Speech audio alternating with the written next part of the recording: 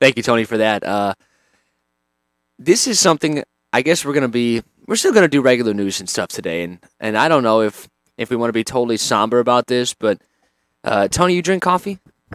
I From time to time, I don't drink it every morning, but Right. sometimes I go out and have some coffee. Yeah, we get the iced tea, I think, though too. But sometimes you got to have it. And I don't drink coffee necessarily, but what I have had is those the kind of espressos, the mixed coffee. They put a little chocolate or caramel or something. I think Dunkin' Donuts makes one called like a what are they? They used to make one called a Dunkachino. Is that still the thing? But they make these different types of ones. And well, a California judge now says that Starbucks coffee must have a cancer warning. And again, if you just joined us on Facebook Live, Sam Michael in for Jim Delo this morning. Give us a call, 219-845-1100. Myself, Tony Panic, and Jimmy Mullaney here on this Good Friday. Starbucks Corporation and other coffee sellers must put a cancer warning on coffee sold in California. A Los Angeles judge has ruled possibly exposing the companies to millions of dollars in fines. A little-known not-for-profit group sued some 90 coffee retailers, including Starbucks, on grounds they were violating a California law requiring companies to warn consumers of chemicals in their products that could cause cancer. One of those chemicals is acrylamide, a byproduct of roasting coffee beans that is present in high levels in brewed coffee. Los Angeles Superior Court Judge Elihu Burley said in a decision dated Wednesday that Starbucks and other companies had failed to show that there was no significant risk from a carcinogen produced in the coffee roasting process, court documents showed. Starbucks and other defendants have until April 10th to file objections to the decision. Starbucks did decline to comment, referring reporters to a statement by the National Coffee Association. There's a National Coffee Association that said the industry was considering an appeal and further legal actions. NCA, National Coffee Association, it's almost funny saying that, said cancer warning labels on coffee would be misleading. The U.S. government's own dietary guidelines state that coffee can be part of a healthy lifestyle. In his decision, Burley said defendants failed to satisfy their burden of providing by a preponderance of evidence that consumption of coffee confers a benefit to human health. Officials from Dunkin' Donuts, McDonald's Corporation, Peet's Coffee, and other big coffee sellers did not immediately respond to requests for comments. It'll be interesting to see how those companies are affected too. The lawsuit was filed in 2010, and obviously not decided on until a few days ago by the Council for Education and Research on Toxics. It calls for fines as large as $2,500 per person for every exposure to the chemical since 2002 at the defendant's shops in California. So anybody who ordered coffee in California can be a part of this lawsuit, I guess, for $2,500. It matter if you ordered once or, I guess, 1,000 times in the last 16 years. Any civil penalties, which will be decided in a third phase of the trial, could be huge for California, which has a population of nearly 40 million. Search lawyer Raphael Metzger did not immediately respond to requests for comment. Starbucks has lost the first phase of the trial in which it failed to show the level of acrylamide in coffee was below that which would pose a significant risk of cancer. In the second phase of the trial, defendants failed to prove there was an acceptable alternative risk level for carcinogen. Several defendants in the case settled before Wednesday, agreeing to post signage about the cancer-linked chemical and pay millions in fines. So is this just Starbucks coffee, or is this everybody's coffee? As of now, I guess. I don't know. Yeah. Just in California, too. For now, well, no surprise, probably. They got that a few extra laws than most states do. Texter says, watch it. Those flavors, if put in a styrofoam cup, will burn a hole through it. Nasty stuff. You ever have those flavored drinks? I try not to mess around with those. Like the pumpkin spice latte. And right. That's a big pumpkin spice. And people love it. Yeah, they do. I'm not a big Starbucks person. I don't know. I don't really ever have Starbucks. There was one drink I used to have with Starbucks, and it didn't even have coffee in it. It was just like a vanilla milkshake, basically. It was some vanilla bean thing. Yeah, you were healthy. So when I was healthy, right? So when I was younger, that's what I would have. If we would ever stop there, which was very rarely, but most times, when it actually was, funny enough, would be at Target. Because Target's is always Starbucks is always in the Targets now. A lot of them, and that's the only time we'd ever have it. We go shopping with your mom or whatever. But I don't know. Who drinks coffee out there? Would you stop drinking coffee because of a report it might have cancer? We touched on this yesterday in the afternoon, Tony, if you remember that story, right, about eating out versus eating at home. And, I mean, all three of us, I think, right? We go to breakfast. I mean, the morning show guys, when you're, obviously, Tony, usually in the afternoon. So we usually probably go once every 2 weeks at least, if not, for once a week most times if we're all here every day. And, I mean, eating out, you're going to get... well, what doesn't give you cancer, I right. guess? Yeah. I had a buddy one time who, he still chews, right? He does the pouches, tobacco. He does Baseball guy? Yeah, he is. That's why. He doesn't chew like the shredded stuff, but he chews the pouches, okay? But they're still just as bad for you. And somebody was telling him, he said, hey, you got to stop chewing. Because you're going to get cancer. And he's like, you know what? He kind of talks funny. He goes, everything will give you cancer. He goes, chewing bubble gum is going to give me cancer too. Possibly, and he made a joke out of it, basically. But it almost feels like that nowadays. And you get to a certain point where you're like, you know what? Whatever. You're going to die anyways. So half the time, I'm half serious, I'm half kidding, but half the time, you sit there and you want to eat healthier, you want to do all this good stuff, right? And then you think to yourself, well, I mean, you hear these horrible stories of these Olympic runners, guys who run in these different marathons and stuff, and all of a sudden they're 34 years old and they get horrible stage 4 cancer and they end up passing away in a year or two.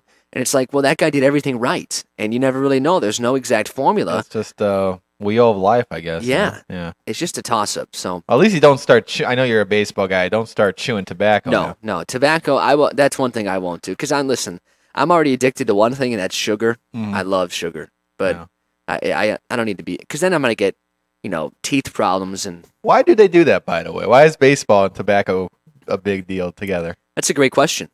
They tried to outlaw that. Chicago, remember that? It wasn't baseball that tried to outlaw it, but I think Chicago put a law in. So then they were talking, when the players are in Chicago, they're gonna be at risk of having to pay a fine or get arrested and all that. But nothing really ever happened with that. So I don't know how it started as a baseball thing, but it has stayed on, and a lot of players have really tried to confront it and tell the younger guys to get away from it because there's other stuff, seeds and bubble gum are kind of simple alternatives. Which they're not great for you either, the salt and the sunflower seeds or the sugar and the bubble gum, obviously. But if you watched yesterday, the Cubs played, and we'll touch on that. They won 8-4 if you haven't heard yet. But I'm a Cardinals fan. The Cardinals played, and their best pitcher, Carlos Martinez, did not pitch very well. So he goes into the dugout yesterday, and as a lot of pitchers do, remember Carlos Zambrano, former Cubs pitcher, when he took that bat to the Gatorade machine? Well, a lot of guys nowadays, they see the bubble gum tubs, and they start smashing them with their gloves, and bubblegum's flying everywhere. And Barstool and these other places will say, first bubblegum casualty of the year, rest in peace on Twitter and stuff like that. But it's all over the place. I mean, they have unlimited seeds, unlimited bubblegum everywhere. So why do they chew? I think that's becoming a thing of the past for younger guys. Like, I don't see people, it's usually an older generation getting tobacco. I don't see too many young guys going to the store and hey, let me get some tobacco. Really? From what you see still? I mean, they smoke cigarettes. Cigarettes are still popular, but tobacco, like chewing tobacco, I don't think it's popular in the young community, really. Man, baseball, but in general, just guys our age chewing tobacco is really not, I don't think, a thing. I just don't know what gets people on that kick. Like, what makes you think, I just want to chew? I mean, I guess it's the idea you have to try everything once. Yeah. I don't know. It gives your mouth something to do. I don't know. Easy. Don't go too far with that. I don't know. Although Jimmy's chewing tobacco right now. Is he right now? Yeah, I see him. He's spitting all over the place. He's got a bucket over there. 219-845-1100 if you want to chime into the program. Speaking of the young generation. Before you do that, Starbucks, one more thing about Starbucks. Okay. I don't like how they have their sizes, like tall, grande. They all mean tall. It's so stupid. I like small, medium, and large, and I like tall, grande. What's the other one? Tall, grande, vente? One of them's not called tall, is it? Yeah, tall's the small one. Oh, is it really? Yeah. So vente means they all mean tall or big? Vente's medium? Yeah. Grande's probably the large one, yeah. Why don't we just look this up? Starbucks sizes here. Yeah, because when you go to Starbucks, you say small, you mean tall? I was like, sure. Let's see. Don't be so condescending. What the hell is a Trenta? The Trenta, unsatisfied with existing size. Tall, grande, venti, and don't forget about venti ice, Tony. That's got 4 more ounces. You got to come for the ice. That. Yeah. Starbucks is now launching. This is an old story. Because this is from 2011, so. Well, it's still tall. Grande. Treinta, is that Spanish? Sounds like Latin. I took like 50 years of Spanish in high school and college, and then I got out of there and it wiped all clean from my memory. Well, I was given the option for Spanish or French, but I was like, who am I going to talk French to in the region? So Tony, if you talk French to the ladies. I don't think they would understand what I'm saying. I could just make it up. No. What if you meet a French girl? I learned all my French from the Looney Tunes with Pepe Le Pew. Oh my God. He knows a lot of French. He knows something. But he also gets smacked in the face a lot, so that also happens to me. See what happens when you speak French. Anyway, what were you gonna? I forgot what you were gonna say. I was gonna talk about social media. Okay, well, I'm glad I got the Starbucks comment in before we moved on. Yeah, thank you. Because Starbucks knows I have its number. Okay. In my phone, literally. Do you? You call them a lot? Call them a lot. Home delivery. Here you go, Tony. Texter says, chew tastes awesome. Once you try it, you can't beat the taste. All right, well, I know what I'm doing after the show. Go to buy some chew. You're going right to the convenience store, huh? What's the good name of the brand to get? I mean, what's Skoll, I know, Skoll? I think, right? Skoll, isn't that a thing? What else is there? That's all that. Copenhagen? Yeah, Copenhagen, yeah. I know that because my buddy has those. He's got those little circular things. I mean, you can always tell a guy's having in their back pocket. You can see it, right? Yeah, and you got to do the little thing. Why did they got the? Remember as a kid they had the bubble gum like tobacco. It looked like tobacco, but it was bubble gum. It's Big League Chew. Yeah, they still have it. It's shredded. Yeah, get the kids started young. Well, you have to. Yeah. Indoctrination, right? It's like it reminds me of that. Of that Family Guy. Remember with the smoking? I always bring this up. Whenever I see somebody smoking, I always go smoke like that because they're like talking about how Family Guy in these commercials and stuff will tell you that, there's little subtle messages to get kids to smoking. It's typical Family Guy and it cuts away and it's just these kids and all of a sudden this guy pops out of nowhere and he's like, smoke. He just keeps saying it like 3 different times. And at the end he goes, you smoking yet? It's pretty funny. I always love that thing. I don't even know if that's still a thing anymore in the stores, the chew for kids, the gum. But Big League Chew? Yeah, it is. Oh, yeah. I'm surprised. They sell at the concession stand. Well, in this day and age, Well, not yet. It's probably going to get there, though. That's a good point. Yeah. Yeah. They're going to start taking that down because kids are getting hooked. Oh, they're getting hooked. There's no doubt. Yeah. It's tobacco. It's tobacco, right? Yeah. Yeah. People want, do what you want to do, like I'm saying, but my dad used to do it. If you knew my dad now, you would think your dad used to chew. And I think all our dads did for years. All of them, yeah. He might have. I don't know. Speaking of nowadays, they have to write articles in the New York Times, Tony. This is a big question here. Can social media be saved? It's got a cool little pirate ship on fire that has different flags of Facebook, Instagram, Twitter, and Snapchat. I don't know what it means to be saved from, but I guess social media is in trouble. I don't need to tell you that something is wrong with social media, writes New York Times writer Kevin Roose. You've probably experienced it yourself. Maybe it's the way you feel while scrolling through your Twitter feed, anxious, twitchy, a little world weary, or you're unease when you see a child watching YouTube videos knowing she's just a few algorithmic, that's how they wrote it, algorithmic nudges away from a rabbit hole filled with lunatic conspiracies and gore. Or maybe it was this month's Facebook privacy scandal, which reminded you that you've entrusted the most intimate parts of your digital life to a profit-maximizing surveillance machine. Our growing discomfort with our largest social platforms is reflected in polls. One recently conducted by Axios and SurveyMonkey found that all 3 of the major social media companies, which include Facebook, Twitter, and Google, which shares a parent company with YouTube, are significantly less popular with Americans than they were just 5 months ago. And Americans might be the lucky ones. U.S. social media is fueling real-world violence and empowering autocrats, often with much less oversight. But it would be a mistake to throw up our hands and assume that it has to be this way. The original dream of social media, producing healthy discussions, unlocking new forms of creativity, connecting people to others with similar interests, should not be discarded because of the failures of the current market leaders. And lots of important things will happen on even the most flawed networks. The West Virginia's teachers' strike and last weekend's March for Our Lives, for example, were largely organized on Facebook and Twitter. The primary problem with today's social networks is that they're already too big and are trapped inside a market-based system that forces them to keep growing. Facebook can't stop monetizing our personal data for the same reason that Starbucks, ironically enough mentioned in this article, can't stop selling coffee. It's the heart of the enterprise. Many of the fixes that are being proposed involve regulation. The Honest Ads Act, a bill in the Senate, would require greater transparency for online political ads. The European Union's General Data Protection Regulation, that's a great bill, it sounds like. The European Union's General Data Protection Regulation, which goes into effect in May, aims to give users greater control of their digital information trails. But these efforts don't touch the underlying problems, and in fact could make it harder for startups to compete with the giants. If we're really serious about changing how social networks operate, far more radical interventions are required. Here are 3 possible ways to rescue social media from the market-based pressures that got us here. Give power to the people is one of them. Create a social federation and put expiration dates on social graphs. Those are all broken down inside of this article. It's an interesting thing. I mean, do people really even care? If social media went away, would it be the worst possible thing? Yes. Yes, you think so? I don't know. It'd be bad for us, right? Yeah, you're right. We're on social media right now. We need at least YouTube, don't we? I don't know. Well, we all got Facebooks here, so like I check mine every day, stuff like that. I had mine for since I left high school, so it's like it's kind of a thing now with me. Like if it just disappeared, what would I do with that time?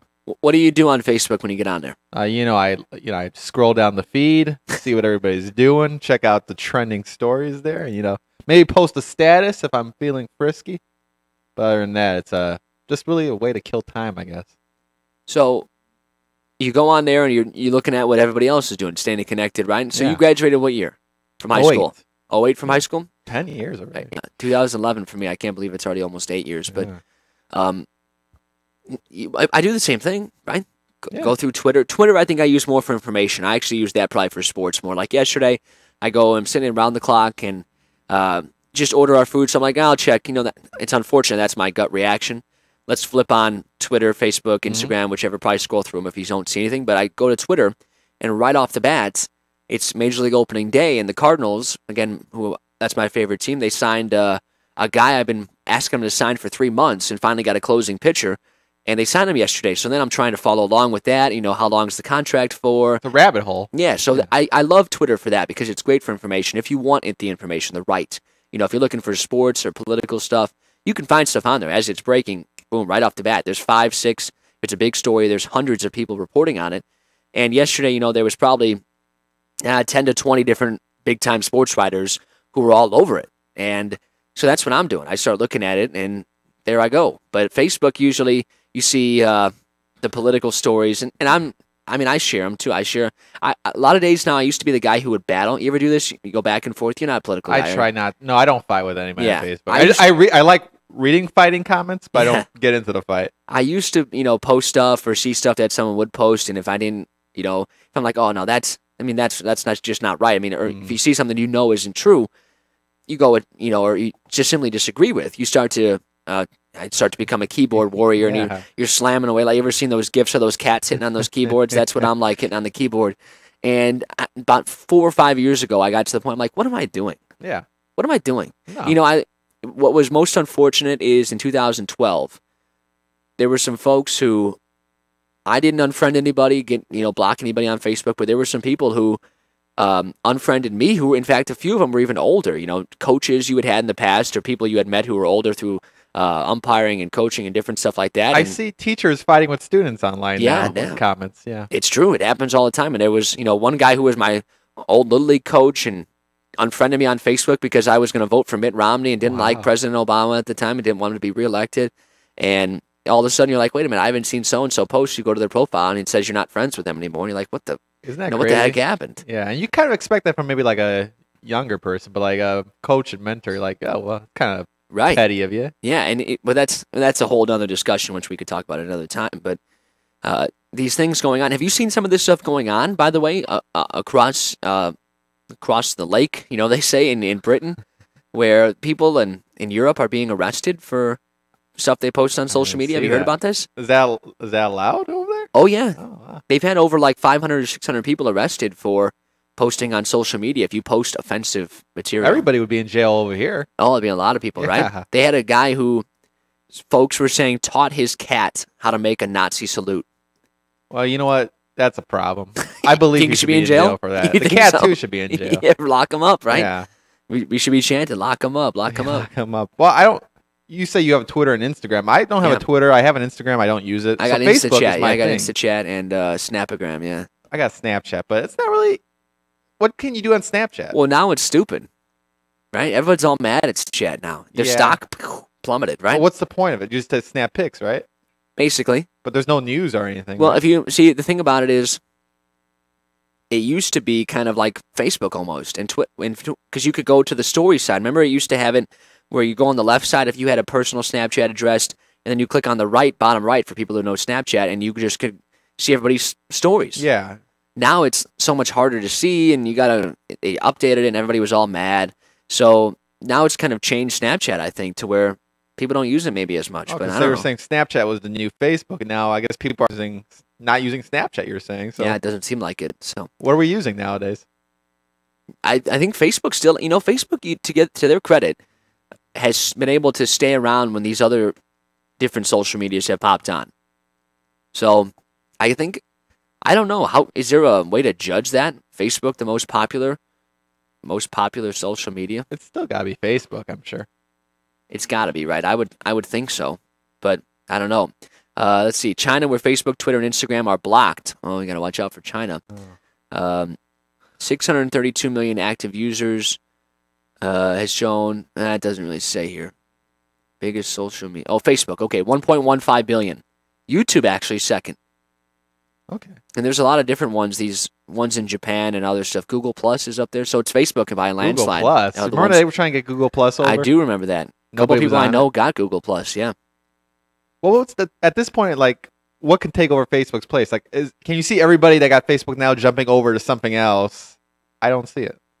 I thought it was going to be Twitter, but it hasn't been. No. Twitter's been around for a long time, and it hasn't really taken over. Because you know what it is about Facebook? I think they're able to incorporate. Facebook has everything. Instagram is just pictures, right? Mm-hmm. Facebook's got that. You got your photo albums, right? Twitter is just basically a little quick status. And what it was for so long, it was only 140 characters. Now it's 280, so it's a little bit longer. But, the people who, and I'm just as guilty of this, type out their opinion on everything, right? And it's 3 paragraphs that would never fit on Twitter. So Twitter, their main use, Facebook already had. And then if you're thinking about Snapchat, you can still send pictures and messages on Facebook through the Messenger. That's true. I have people who use Facebook Messenger like it's texting. Yeah. Yeah. Well, I don't know, but like I was kind of bummed out when remember MySpace was a thing. I actually never had a MySpace. You were too young for a MySpace. I'm only 3 years younger than you. Did you have a MySpace? Jimmy did. Jimmy had MySpace. I was gonna say because MySpace. Oh, are you? I didn't know he was older than us. Jimmy. He's not. He's younger than all of us. He graduated in 1978. I don't know if anybody knows that, but he just looks really for his age. Yeah. But I was one of the last few still on MySpace. I think when everybody jumped over to Facebook, I was like, where did everybody go? They were all on Facebook, so I got a Facebook. But MySpace, I mean, you could put a song on your when you visit your profile, a song popped up. You could have a background. You could have top 8 friends and everything. So remember when Snapchat had that? I don't know if I remember that. Snapchat used to have best friends. Did they? Yeah, like the top 3 people you were snapping. And let's be really honest here. You know what social media is really used for? What's that? You checking up on people, right? Yeah. Yeah. Exactly, that's what you use it for, right? Well, think about it. Like you got somebody on your Snapchat, like especially a girl or something, and you're looking, you're like, oh, who's her top 3 friends? And you see some guy, oh, that guy's an idiot. I can't believe she Snapchats that guy, that's right? True, you're right. We've been there, right? A lot of jealousy. Oh, Jimmy says no. He's Jimmy's the guy that's on all the Snapchat top friends. That's you're right. He's the guy who's on he's Mr. Steal Your Girl. Yeah. Yeah. They made it for him. No, but like, well, that was always a thing in high school where people get mad about the top friends. Like, why am I not in your top 4? Exactly. You know? So Snapchat got rid of it. Snapchat got rid of it. Yeah, well, it causes fights. You can't have that. It does. But yeah, I was like, why did we leave MySpace? MySpace was pretty cool, but Facebook's been, I mean, for the past 8 years that I had it, dominated. So I don't know. We'll see what happens. Social media, I don't think it's going anywhere anytime soon, but they've got some corrections to make, and we'll see. We're involved with stuff. We can't. Yeah. Nobody's going to give away their social media. Not People that easily. are addicted. It's like tobacco. You're addicted to it. You're right about that. Yeah. This is JED in the region. Oops, sorry about that. Facebook message there, right as I flipped the Simeon volume back on. Who's up at this hour messaging I'll tell you after the break. 219-845-1100. Sam Michael in for Jim Delo this morning here on JED in the region. Back after this here on WGOB.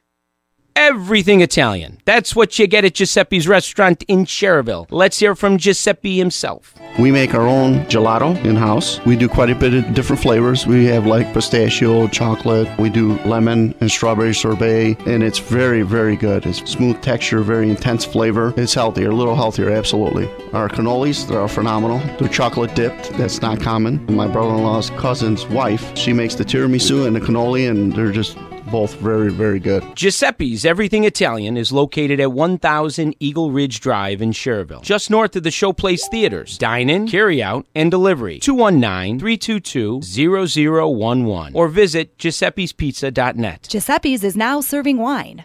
What gets you fired up when you think about college? Explore your roar at Purdue University Northwest. With 2 exciting campuses in Hammond and Westville, more than 70 areas of study, and NCAA Division II athletics, Purdue Northwest offers it all at an excellent value. Learn more at pnw.edu and apply today. That's pnw.edu. Join the pride at Purdue Northwest. Ironworkers Local 395, through their contractor employers, the Northwest Indiana Contractors Association, are the workers you see building Northwest Indiana. They are the craftsmen building your schools, hospitals, malls, steel mills, and manufacturing plants. They support local charities, including Tradewinds and Chasing Dreams, and they coach your kids after work and on the weekend. They live, work, and contribute to all of our local communities' economic growth. To find out more about these organizations, visit ironworkers395.com or nwicontractors.org. At Corellis Roofing, our motto is, above all, a good roof. The workers here at Corellis Roofing are some of the highest trained and qualified roofing mechanics that our industry has to offer. And I'm glad that they've chosen Corellis Roofing for their careers. I would like Corellis Roofing to be thought of in the community as the roofing contractor of choice for our customers. Corellis Roofing is a proud member of the Northwest Indiana community. Rush Radiosurgery deploys revolutionary technology in the fight against prostate cancer in just 5 outpatient treatments. With radiosurgery treatment for prostate cancer, there is no pain, no surgery, and you can go back to your normal activities right after treatment. Prostate cancer does not fight fair, and neither should you. For more information, contact Rush Radiosurgery at 312-942-4600 or visit us at rushradiosurgery.com. No case is typical. Results will vary by patient, and there's no guarantee other patients will experience these results. Theo's Steak and Seafood sets the standard of fine dining excellence. Delicious USDA prime meats and steaks, along with the freshest seafood in the area. Celebrate your special event with friends, family, and associates in our private dining room that can seat up to 125 people. For information, call 838-8000 or theoshighland.com. Also visit our other restaurants, Prime Steakhouse, Umi Sushi and Lounge in Crown Point, and Ted's Family Restaurant in Calumet City.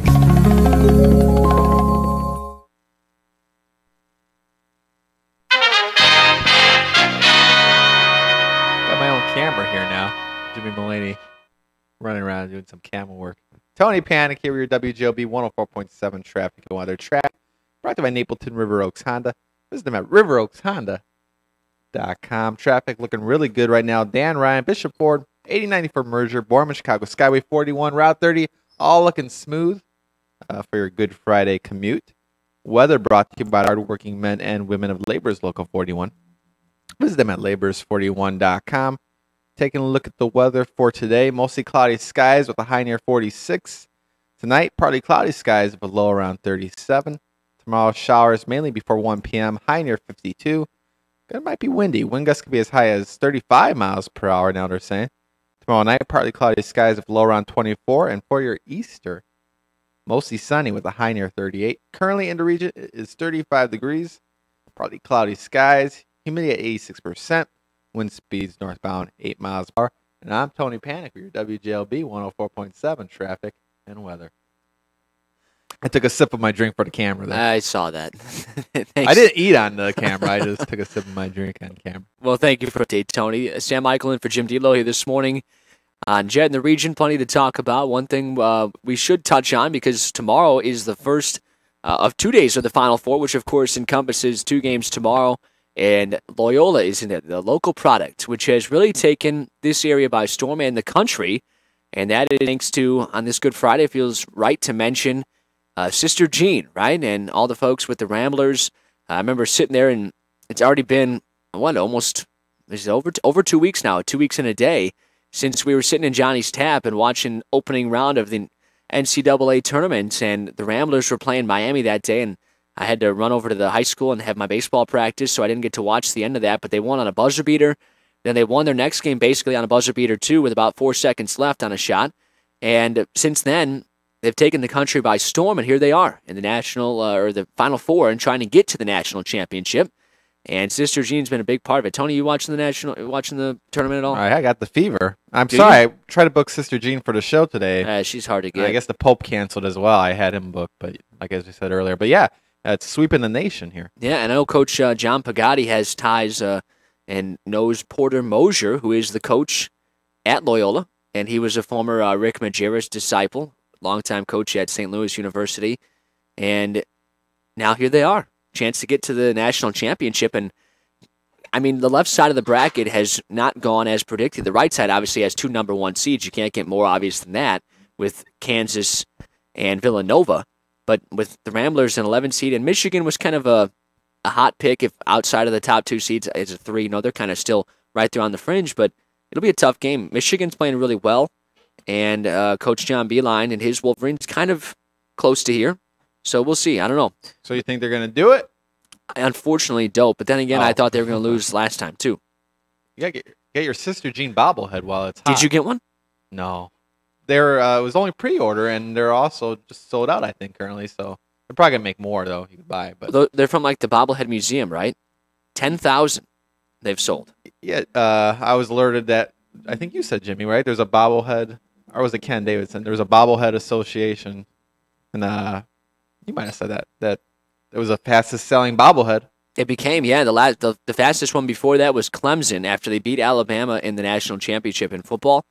That was number 1 for a while, and now it is not so much. Sister Jean taking the nation by storm. Beating the Jim D'Lo bobblehead out. Right, 9,991.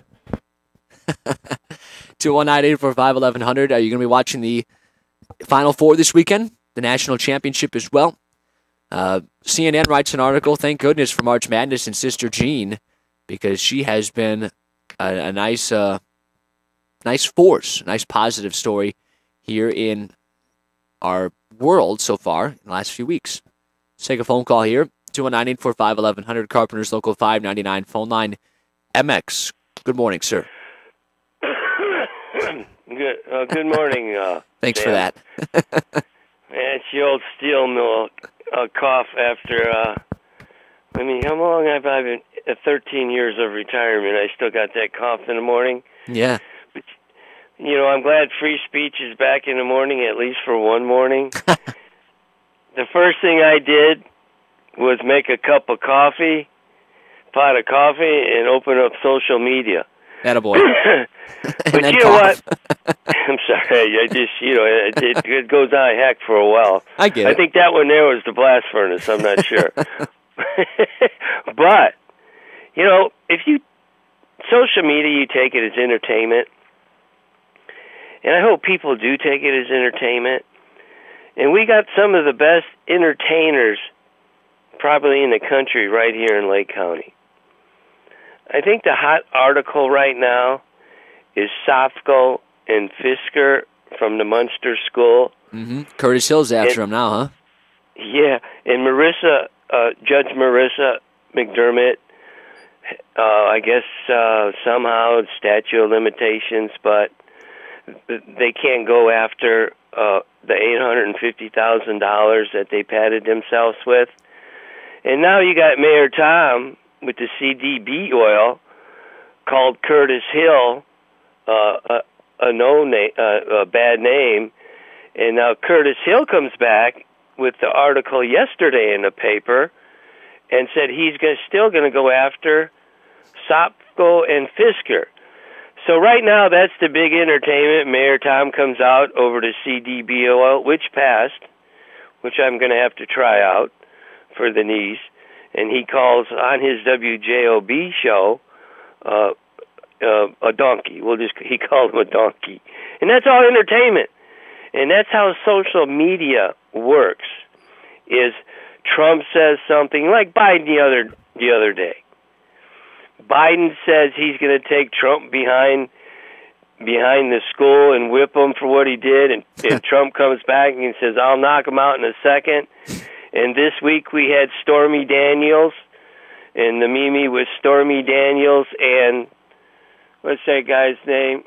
I forgot. But it's all entertainment, and I hope we take it as entertainment, and we'll all have a good time. But I don't think right now people could live without their social media, and I'll tell you why. Because we were dependent on what the local newspapers say. And after you get on social media, I want to tell the people that ain't on it, you'll find the truth out. What the local newspapers don't put in, you could find on social media and let your friends and family know what isn't being put out there. So social media is here to stay. Coffee's here to stay. And I'm going to cough as long as I can to be here to stay. How about that? All right. Thanks for the call, MX. Where would we get our memes if Facebook wasn't around? That's a great point. How would we live? Well, we wouldn't laugh as much. We wouldn't live as long, that's for sure. You're right. That's what makes us live, memes from MX. I agree. I don't know. Wow. He sounded good this morning. He only coughed a couple times, yeah.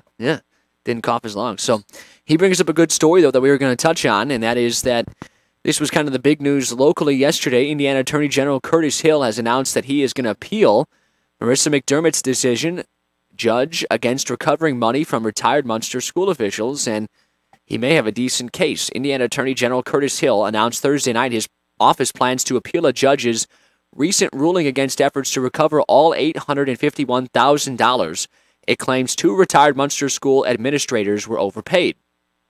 Lake Circuit Court Judge Marissa McDermott ruled Tuesday against the Attorney General's office, which is suing retired Munster school superintendent William Pfister and retired Munster assistant superintendent Richard Sopko and several insurance companies for the money. The AG's Attorney General's office announced Thursday the office would be appealing the judge's decision, with Hill saying the ruling, quote, completely disregards the SBOA audit report process. McDermott ruled in favor of Ohio Farmers Insurance Company of Westfield Center, Ohio, one of several underwriters of the 2 school officials. State law requires most public officials to have a surety bond to ensure the faithful performance of their public duties. The Attorney General's office declined to comment Tuesday, then issued a news release Thursday announcing plans to appeal. Ohio Farmers Insurance argued the Attorney General's office missed a statute of limitations deadline to press its claims, but according to Hill's news release, the Lake County judge ordered the state could not collect any damages that arose before May 23, 2012. However, Indiana law is clear that the statute of limitations begins running at the point of the SBOA refers an audit to the office of the AG. In this case, such a referral occurred on June 8, 2016. The Office of the Attorney General filed its complaint on May 23, 2017, a date well within the statute of limitations. 219-845-1100, the number to call. Let's take a phone call here from Jackie. Go ahead. Hi. Hello. I didn't get to hear the first part of the program, but where is Jim this morning? He is taking the day off. Oh, darn it. So, what are you guys doing this morning? Just doing what Jim does. Just having a little conversation. Just talking. Cool. Attempted to. Why? What's going on? I am listening. Well, good. Thank you so much. But I thought he would be there this morning. He always, I like listening from we all every do. day. Yes. He decided it's Good Friday, so I think he's just going to take the day off. So cool. Yes. He's in church right now. Yeah. So thanks for the call, Jackie, and I hope you have a happy Easter, okay? Happy Easter. Thank you very much. Yeah. For folks who just tuned in, maybe Jed is taking the day off. Sam Michael and myself and Tony kind of go. So Jimmy Mulaney's here too, but he's actually being a professional doing his job over there. He set up a camera right here. Look at that. He did. Look at People are watching right now. How many viewers we got, Jimmy? If it's less than 5, don't say anything. But if it's more than 5, 8. All right, hey, all you 8 out there, I want to thank you for watching right now. I know you're probably sitting around home in your coffee with your coffee. Big story about coffee this morning if you miss it. But continue drinking it because it's good for you. Yeah, we're not in California. They're all good. You're right. Indiana. Everything's safe in Indiana. Guess so. It's all healthy in Indiana. Oh, gosh. 219-845-1100 if you want to chime in on the text line is 2. And funny text from the one of the texters asking if Jackie was on the phone. Was that Jackie Sutton? You Jackie Sutton? I didn't ask her last name, but possibly. It could have been. I mean, Jim was out there for weeks on the road looking for Jackie Sutton. He never found her, so it could have been her. One day she's going to pop up here. One of these days. I don't know if you just want me to write it. I can just tell you who it is. Right? It's Dan from Hessville. All right. Let's talk to Dan. Dan, good morning. Good morning, Sam Michaels, on this Good Friday. Same to you, sir. How you doing? I'm doing good. You know, you guys are talking about social media and all that, which I have no computer, no nothing, but there's probably some good that comes out of social media, correct? Oh, there is. I mean, it's easy. Like I've said a billion times, probably not that many, but close to it, feels like it. There's a bunch of guys or folks from my graduating class who I would never have continued to even make subtle contact with or keep in touch with. You know, you always probably think about that after you graduate 10 years, if you don't go back to your class reunion, you know, what happened to so-and-so? Well, Facebook and stuff, you can easily keep up with that. So that's one of the good aspects for sure. Yeah, I wish I could do something like, I got a lot of friends in nursing homes right now. Right. They're in healthy, wonderful, you know, they stop smoking, stop drinking, eat the right foods. It's great, but then all of a sudden the mind goes and you go, what the heck? Mm-hmm. You know, it's a sad thing, and I wish social media could get together and find the care. You know, you could talk all around the world. Yeah. There's got to be a cure out there somewhere, and then I wish you could find it somehow, maybe through social media. Make it. Hey, that'd be a great way to do it. You know. You might have found a niche market there. Oh man, because I'll tell you, it's sad. It's sad when you get past 70. You know, I don't know if our bodies are made to last longer than 70 or something like that. But I got a few out there over 70, 80 years old, and they're in great shape, but the mind's gone. You know? Oh yeah. It's terrible. But I don't know. It's then you hear all these stories now, like you hear in California, where you drink coffee, Dan. Oh yeah, I drink it morning, noon, and night. You hear what we were talking about earlier? Yeah. Make you nervous? No. You're doing fine, right? No big deal. Yeah, but I wish maybe social media could find a cure for that. It'd be wonderful. Yes, you know what? Maybe that's a good idea. I'd still have to investigate. All right, you guys have a good day. Thanks, Dan. Have a good Easter. And Tony, what do you think about that business venture? You're right. We're in this hub of innovation and entrepreneurship. So why not? Where's Mont Hanley? Let's talk to Mont. Maybe we'll give a 1 million cups presentation about it. Why don't we do 1 million cups? We can't take all the credit though. Dan's got to have to get some. I will have Dan come over with 1 million cups. Yeah. By the way, 1 million cups. See, it moved to a new room. That's pretty good. It did. Bigger, more space it's over nice, there. Yeah, it is. Tony, you want to come be the co-host with me for that too? 1 million cups, yeah. You can wear your hat. You can wear your hat. Yeah. I can wear my hat. We just mentioned that, and we talked about social media and apps. Well, Facebook, if you have a good app, Facebook will pay millions for your app, and you're set for life. So I'm trying to get Shamari Walker to help me out with an app and have Facebook buy it out.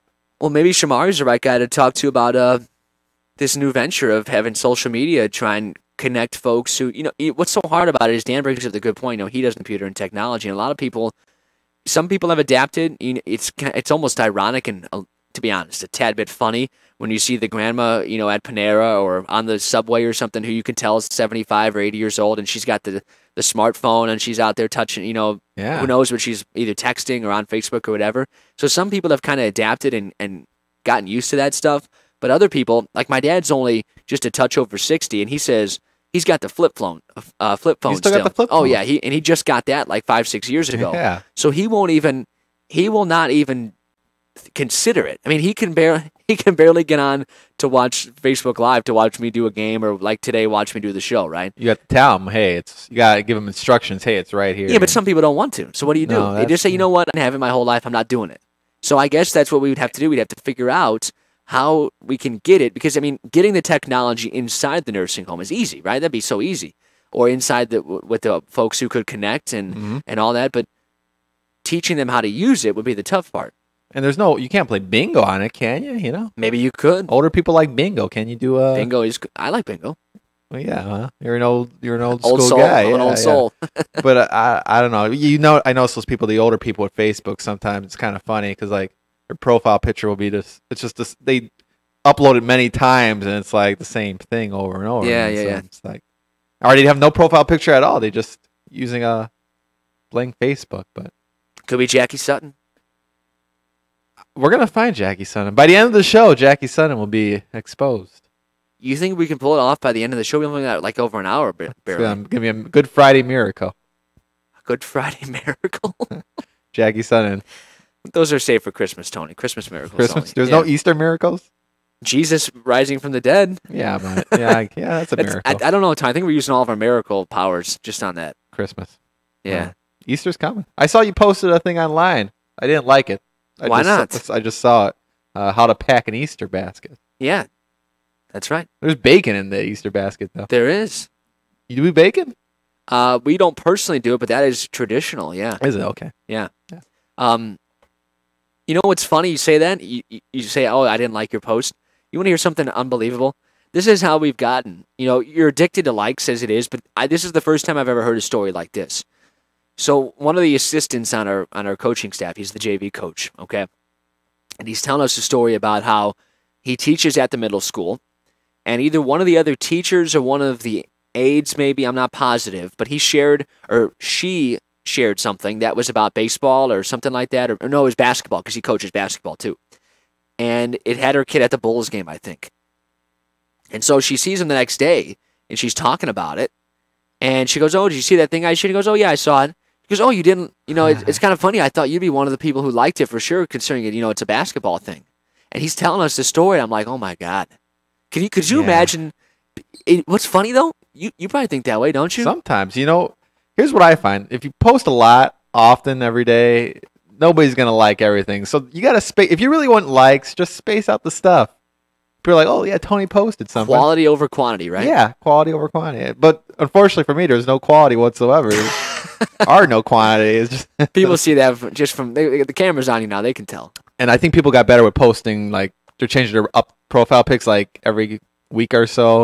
Well, now you got to be able to make sure you're supporting those causes now. You got to have like when we had the horrible things going on in France. I mean, if you didn't change your profile picture to have in your background the French flag, you're just a terrible person. A lot of people do that too. Yeah. Yeah. Well, he's the American flag, I believe. But I have done that one. Yeah. Yeah, but like I leave that one up all the time. Are you a guy are you in it for the likes, or you just post? Hey, I just want to post.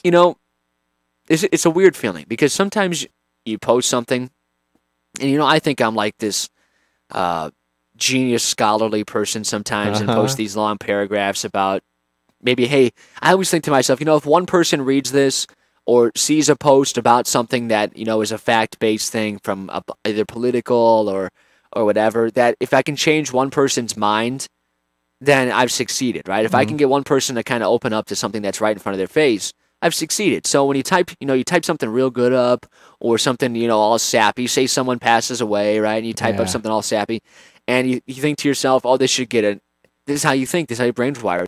You think, oh, this should get an X amount of likes. Yeah. X amount of likes. And then if it doesn't, you think to yourself, wait a minute, how come nobody liked this post? Do people hate me? If it doesn't get in the first hour, you take it down. First hour, you got to get first 5 minutes. First 5 minutes, you take it down. Yeah. Yeah, X, it's out. I think I'm at the point where I just just leave it up. Also, I never really post like long paragraphs. I just post like a few sentences. I try. You gotta get them fast. You can't have them reading forever. Right, I agree. When you got to click that read more tab, people don't read more. No. Yeah. And nobody ever shares. Like, it's more about the likes than the shares. I don't care if anybody shares anything. I probably got, like 2 shares in my day. I'm a big share guy.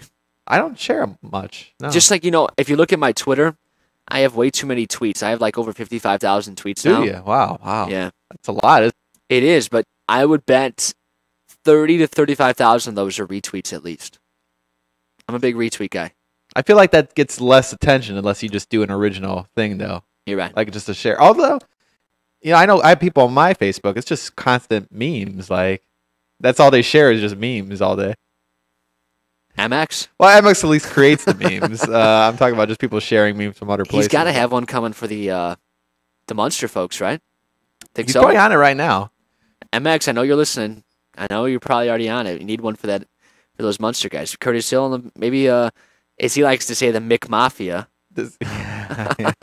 Does he go through the paper and just today's meme is going to be this? Oh, there's so many. He doesn't even have to go. It just pops up right in front of your face. I mean, listen, like he said, the entertainment in this area is enough. Jim talks about it too. Everybody does. I've heard Chuck talk about it. A bunch of people where there's plenty of things going on about.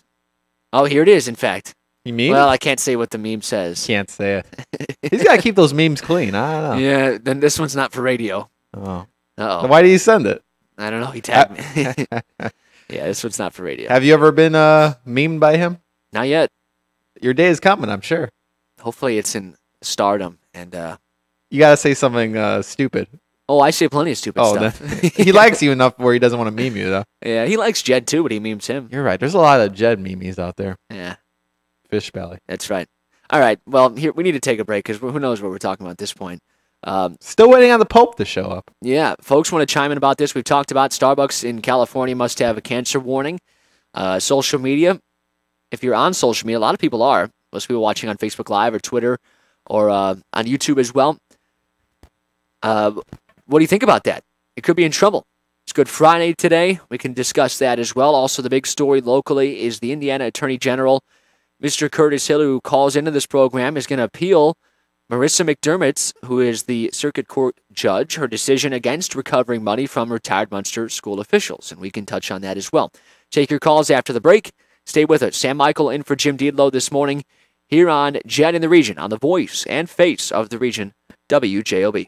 Fill your garage with your dream car during the Honda Dream Garage Spring event going on now at Napleton's River Oaks Honda. They're Northwest Indiana's destination for new and certified pre-owned Hondas. Napleton's River Oaks Honda has a huge selection of brand new and certified pre-owned Civics, Accords, CRVs, and Pilots. Come find out why you always get our best deal at River Oaks Honda. As always, Indiana residents pay Indiana sales tax right off 8094 on Torrance Avenue or online at riveroakshonda.com. Napleton, second to none since 1931.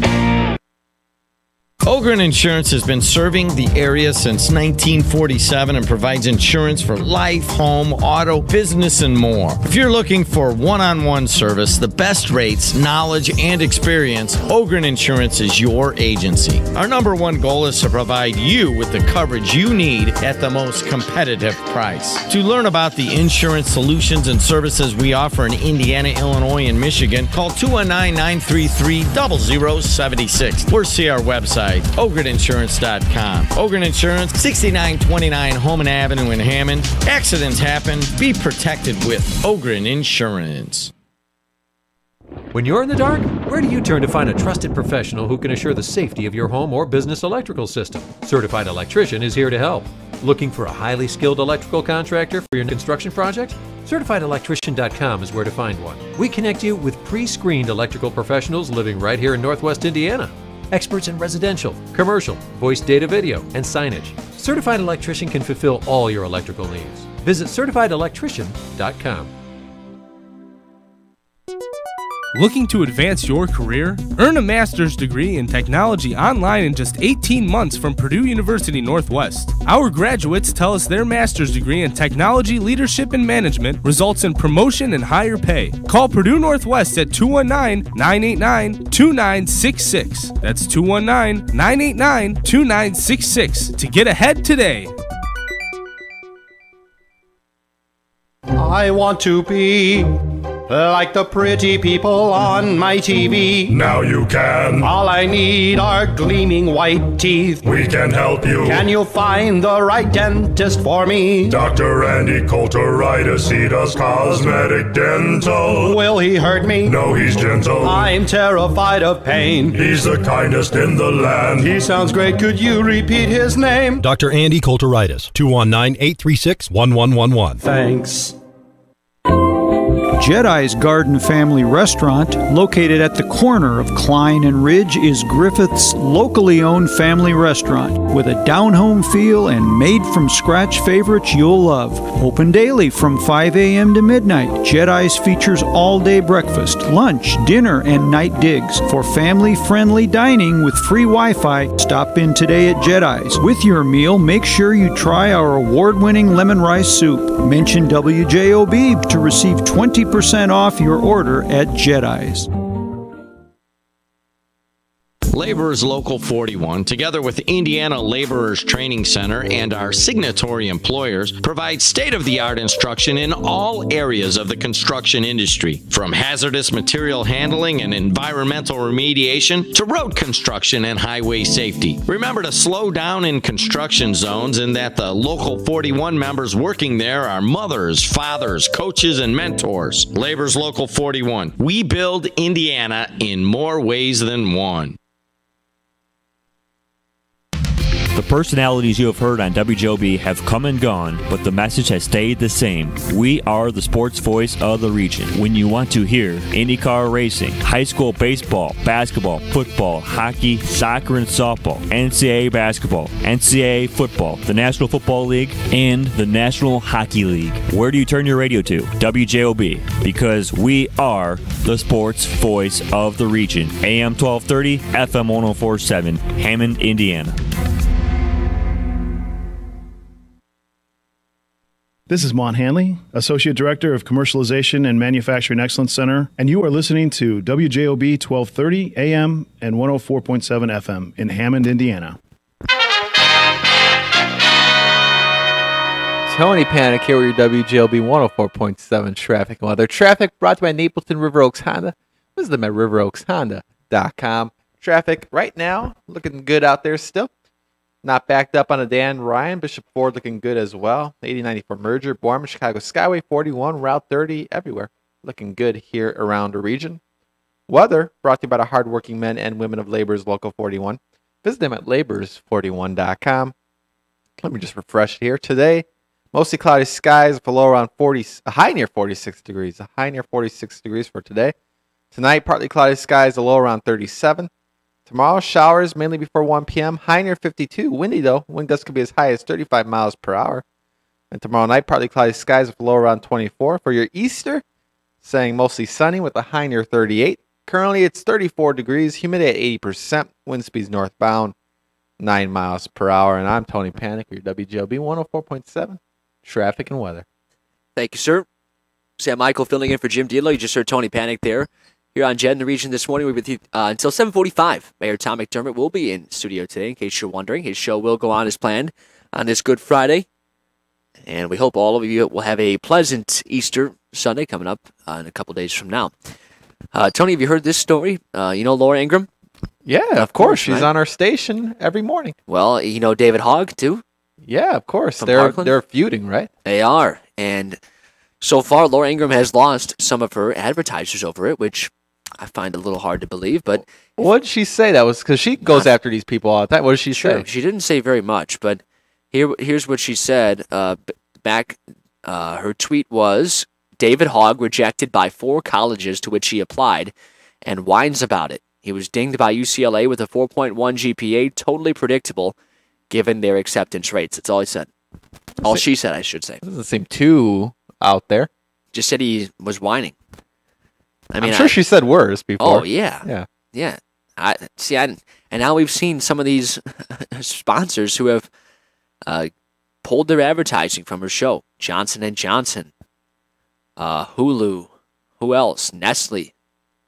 We saw, I think, dog food was also in there. So, in Laura, to her credit, whether you're on either side of the article or on either side of this issue, she has apologized for this. Nutrish, which is a pet food company, one of the other ones. Online travel sites, Expedia. Who else? Wayfair is another one. So I don't understand all this. It's crazy to me, and I'm a little bit tired of this gentleman, to be honest with you. But whatever. What can you do?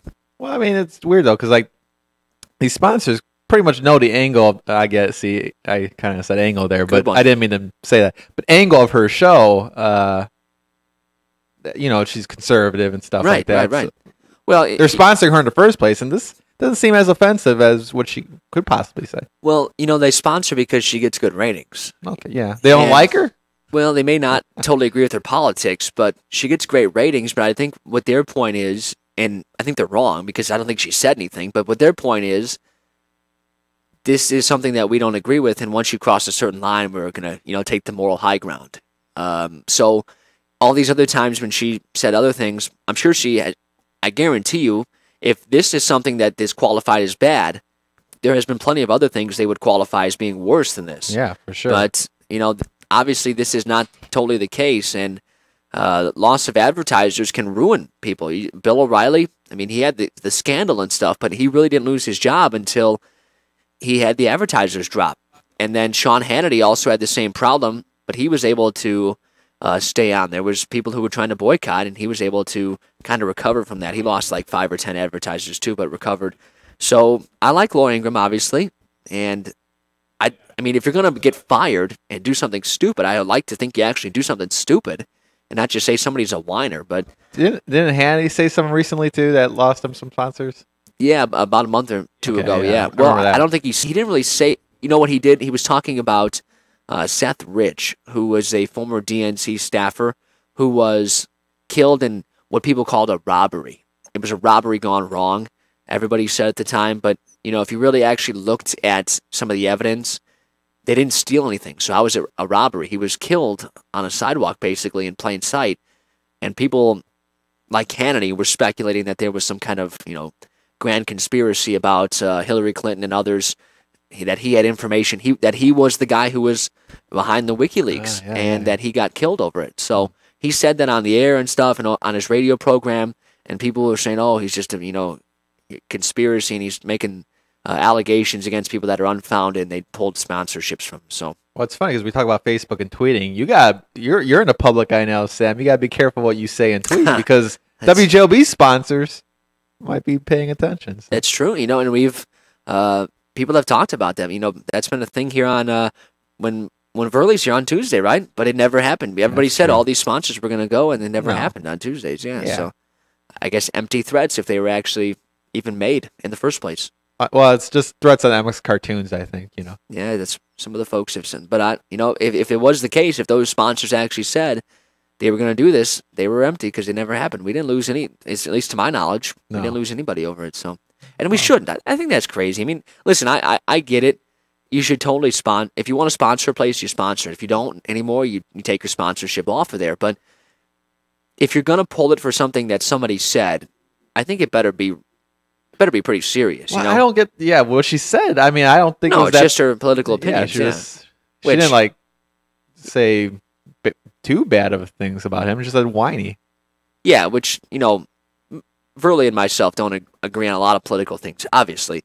But if I was a sponsor, I wouldn't just say, "Oh well, take my sponsorships off the air on Tuesdays." It's you're sponsoring a station or a program. You're sponsoring those ratings and folks getting out there.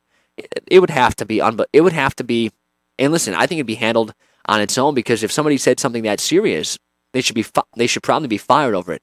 And free speech, it's fair. But as a person who's a political pundit, you can't literally say whatever you want. Mm-hmm. You can say a lot of stuff, but if you go too far on something, you can lose your job over it. We've heard people make simple mistakes of saying a cuss word when they thought the mic wasn't on, and they lost their jobs over it.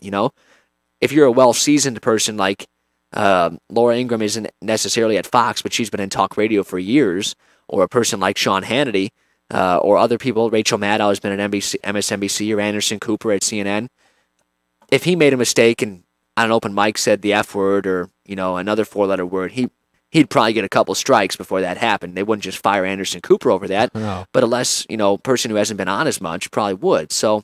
You don't have total free speech. The company has to keep their good name. And if you tarnish that in a certain way, you're going to probably lose your job. No tarnishing over here. No. Not from you, at least. No, I try not to. You never know what I'll say. Yeah. But this is, if you're not following this story, if you want to chime in, 219-845-1100. Do you listen to Laura on our radio, usually on every day from 9 to 12, and on Fridays from 10 to 12 after the veterans are over. Award-winning veterans views, don't forget that. And She will be on today on the radio show. Very popular program here at the station. Well, that's why we have it. A lot of people call in and be like, yeah, I love that Laura Ingraham. Well, there'll be a few times when we had satellite issues. That's how we get that program, by the way, for folks who did not know. She's not in the studio here? I thought she comes in the Strag Mantle Studios and does the show live here. She's pretty quick then, because I never see her. Never mind. Yeah, satellite. It's a satellite, Okay. yeah. So sometimes we've had problems. Actually, one time, believe this or not, folks who have DirecTV might feel my pain with this, because I've had to do it before. Get it with the ladder and the broom and get up there. If it, you get that sticky, the wet snow, And DirecTV is great, but that's about the only issue. It's about the only issue. And we had that issue with the satellite when we had all that snow this year. We couldn't get Laura. No. We're pressing the start on the automation to start the satellite program, and all of a sudden it's just nothing's playing. No. So for a couple of days we couldn't figure out what it is. Well, we go over there, and the satellite's covered. Like, it can't really be that simple, is it? So in the back there where the tower is, there had to be 1.5 feet of snow. It was bad. Yeah, because who would go back there and why would you plow it or shovel it out? There's no reason to. So me and my brother go back there, and I'm telling you, knee deep walking back there in snow. And we had to get up there and brush them off. And, there are all these signs back there, don't walk around the tower and stuff like this. And well, speaking of cancer, this probably isn't a good idea. Or can you get an electric shock or something like that? But none of that happened. And we were able to get it cleaned off. So. And then Laura came back on. Yeah, when she wasn't on, though, the people were like, hey, where's Laura? Where's Laura? You know what? Also, too, like, you'll be surprised, like Midnight Coast to Coast. Yes. That gets a lot of definitely listeners, and people complain about that, too. You think at midnight, maybe people are listening, but they're listening at midnight for Coast to Coast. Yeah, definitely. Which I encourage you to check that out as well. Yeah, did you happen to listen this morning when you woke up? I did not. Okay, so they were talking about some stuff, and they always, the gentleman, George Norries, I think is his name. Yeah. He talks about some out there things, The paranormal He's and kind stuff. he's kind of a conspiracy theorist guy. Jim likes to say that about Chuck Pullen, about his tinfoil hat, which I don't necessarily think that's fair, because, like Chuck was in here talking about some gun control stuff, and Jim was talking about the tinfoil hat. I'm like, well, I don't think that's really a conspiracy When theory. you're a liberal, I guess you got a tinfoil hat. Right. well, Chuck's obviously not. He's a libertarian, right? Yeah. Oh, okay. I don't want to get that confused. You're right. There's a difference. Yeah, There's a huge difference, right? So George Norrie, though, is like tinfoil hat. It is the aliens and stuff. But it's interesting. It really is. And if people have ever seen, you ever watch that program, Ancient Aliens? Anybody ever see that? Some, yeah. Yeah. There's a famous meme, the guy with the hair. Aliens. Yeah, the guy with the hair. But I used to watch that. It was interesting. Oak Island, stuff like that. That stuff what is is, it? yeah, It's on the very Travel interesting. Channel or something like that. And he talks about stuff like that. Yeah. So if you're into that, you don't know what at midnight the program is for you. It definitely is. Yeah. It definitely is. Bigfoot, Loch Ness Monster. All that. Did you see that, by the way? Loch Ness Monster? Something like brushed up on a beach? Yeah, I did see the picture. I don't know if it's I don't know. the real Loch Ness. All that stuff's crazy. 219-845-1100 if you want to call in. We've been talking about Starbucks coffee in California has to have a cancer warning on it now. A judge in Los Angeles has said. Also, the Laura Ingraham situation with David Hogg. She has lost some of her advertisers at this point. Some big names, TripAdvisor, Johnson & Johnson. Also, the Attorney General for the state of Indiana is trying to get Marissa McDermott to change her decision, or he's at least appealing the decision, about Pfister and Sopko, the two gentlemen who have retired from the school board in Munster, accused of stealing getting overpaid $851,000. So we will see where those stories go. If you want to chime in on any of those, feel free to give us a call, 219-845-1100. You can text that number as well.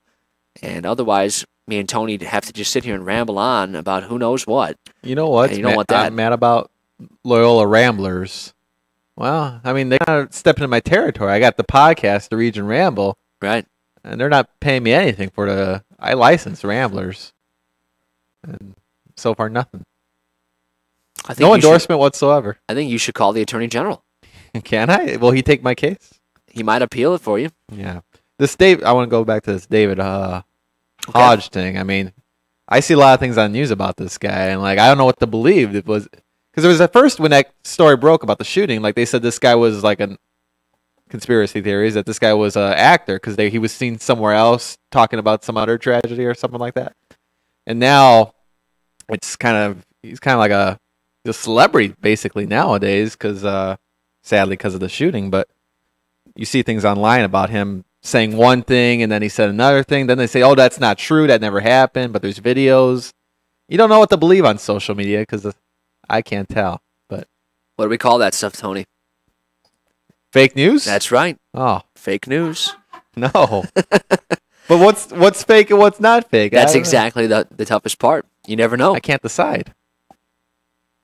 And that is a thing. You know, we've seen the crisis actors, they call them, where they're at different tragedies. But I don't know if it is. I don't think it is with him. But it is interesting. He had a very, he hopped right on that microphone and he gave a very seemingly prepared speech right in the wake of tragedy, right?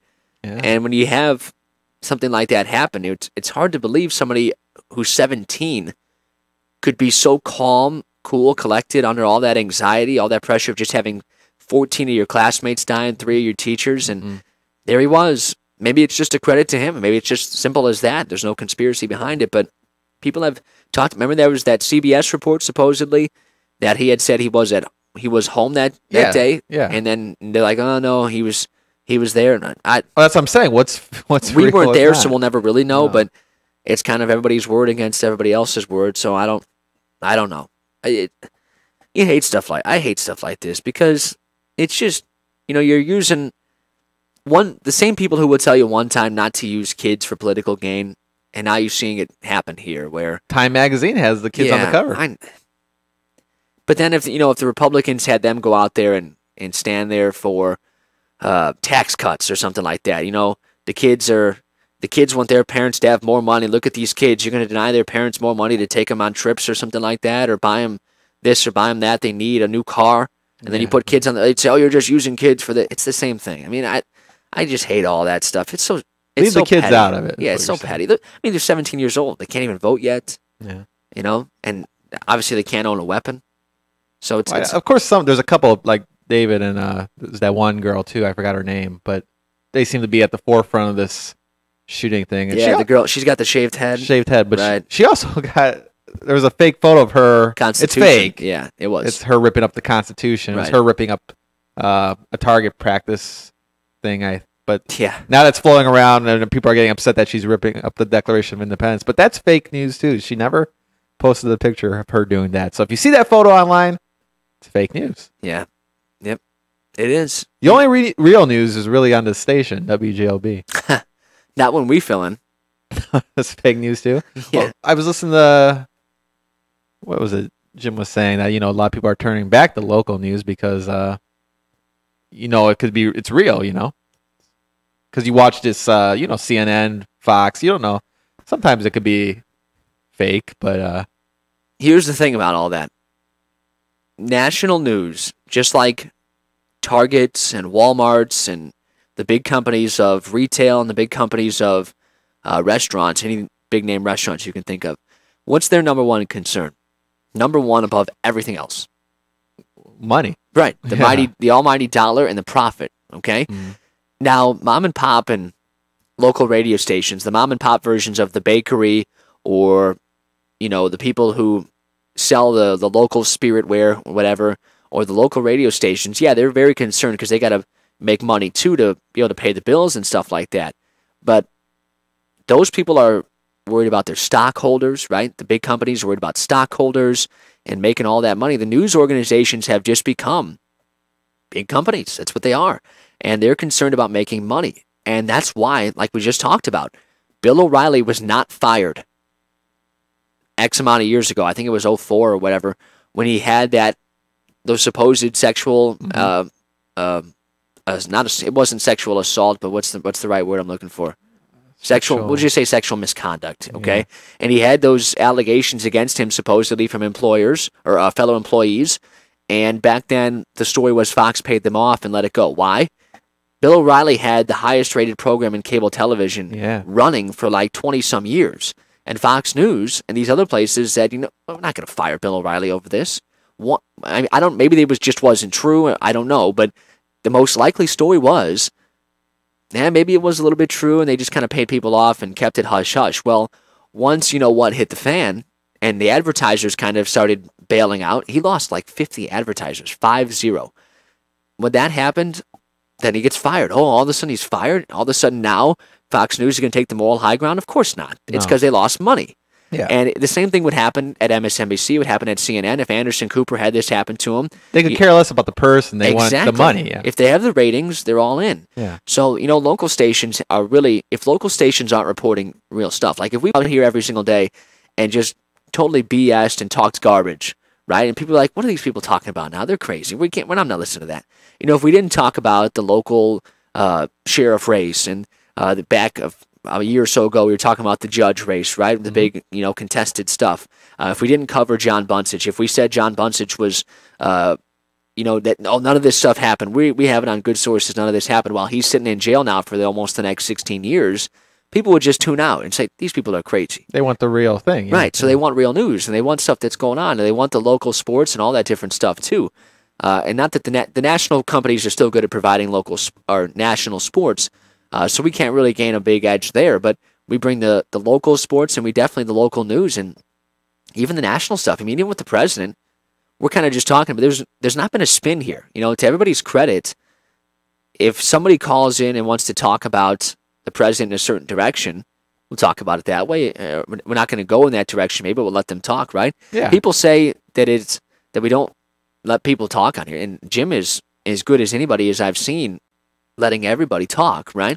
I was thinking about here too, and the sponsors. I mean, you can't really pull out because there's so many different views on this station. Callers, people that are on the air. It's not slanted, I don't think, one way or the other. I mean, we got, Democrats, Republicans, all talking under one roof. Right. I mean, if you listen to the morning show, Jim is very down the middle. Yeah. He might lean a little bit left on some issues, but then other issues, people have called him. This is how you know you're doing it right. When people call you Democrat on one day and then they call you Republican the next day. The Democrats think you're a Republican, the Republicans think you're a Democrat. You're probably doing it pretty right. Yeah. Harlow's kind of the same way. I think Harlow might be a little bit more on the social issues, I think, to the left, I think, maybe. I think it's safe to say. Yeah, on some of these issues, right? But he's pretty much right down the middle, too, because then I've heard him say stuff where if you heard him say something on one thing, you think, oh, he'll think this on this, but then he doesn't. He bashes both parties, basically. Right. Yeah. And he should, and you absolutely should. Now, I'm conservative, and I'll tell you that right to your face, but when the Republicans do something dumb, when Donald Trump does something dumb, I'll tell you about it. The spending bill we just had passed, right? The $1.3 trillion added to the debt, that's ludicrous. And I think that's crazy. So that's what the good thing about this is. You see these programs. If I watch the news, I pretty much watch Fox, right? Because though they probably do lean to the right, obviously, the stuff you get on CNN, if I have to hear another Russia story, I'll die. And it's the same on MSNBC about Stormy Daniels and all this stuff. I just want to hear news. Yeah. And so if I'm tuning into the news, I actually want news, not stuff that's insignificant. I want to hear about the economy. I want to hear about, what's going on with trade deals and what's going on with the steel tariffs and stuff like that. But that's not always the case on the national side. So this is where people are turning, and I'm glad. We're obviously glad. For sure, yeah. No doubt about it. I mean, this was 5 years ago. We'd be in that old studio with one sponsor and nobody listening. No doubt about it. Yeah, good call, Jimmy. I was just going to say that. Let's take a break, Tony. We'll come back to traffic and weather for the folks driving around. Good Friday here on this March 30th. This Friday here. We're getting close to the end of March, almost April. April 1st is on Easter Sunday this year, so it is early, right? Sometimes you get Easter right towards the middle of April, but I'm still celebrating St. Patrick's Day. I don't know Easter. Yeah, I'm sure you are. I'm sure you are still celebrating. You celebrate St. Patrick's Day every Friday and Saturday night, don't you? That's always. I'm Irish every weekend. Yes, no doubt about that. We'll take a break and come back. Sam Michael and Tony Panic and Jimmy Mulaney in for Jim Delo this morning here on the voice and face of the region, WJOB. Fill your garage with your dream car during the Honda Dream Garage Spring event going on now at Napleton's River Oaks Honda. They're Northwest Indiana's destination for new and certified pre-owned Hondas. Napleton's River Oaks Honda has a huge selection of brand new and certified pre-owned Civics, Accords, CRVs, and Pilots. Come find out why you always get our best deal at River Oaks Honda. As always, Indiana residents pay Indiana sales tax right off 8094 on Torrance Avenue or online at riveroakshonda.com. Napleton, second to none since 1931. Loyalty, hard work, self-reliance, genuineness, and gratitude. These values make us who we are. They're here in Indiana, and they're here in Indiana's grocery store, Strachan Van Til. We're proud to serve the people who have put us at the heart of their neighborhoods. We're dedicated to the Indiana values we share and to providing an experience that will make you dedicated to us. Strachan Van Til is Indiana's grocery store, and we're Indiana made. Carpenters Local 599 joins with other Carpenter locals to build the local economy and has been doing so for over 117 years. We are proud to be a member of the Indiana, Kentucky, Ohio Regional Council of Carpenters, which is threefold: training, professionalism, and partnership. We also offer some of the best benefits in the industry. To find out how to become a member of Carpenters Local 599, contact us at 219-942-0518 or log on to ikorcc.com.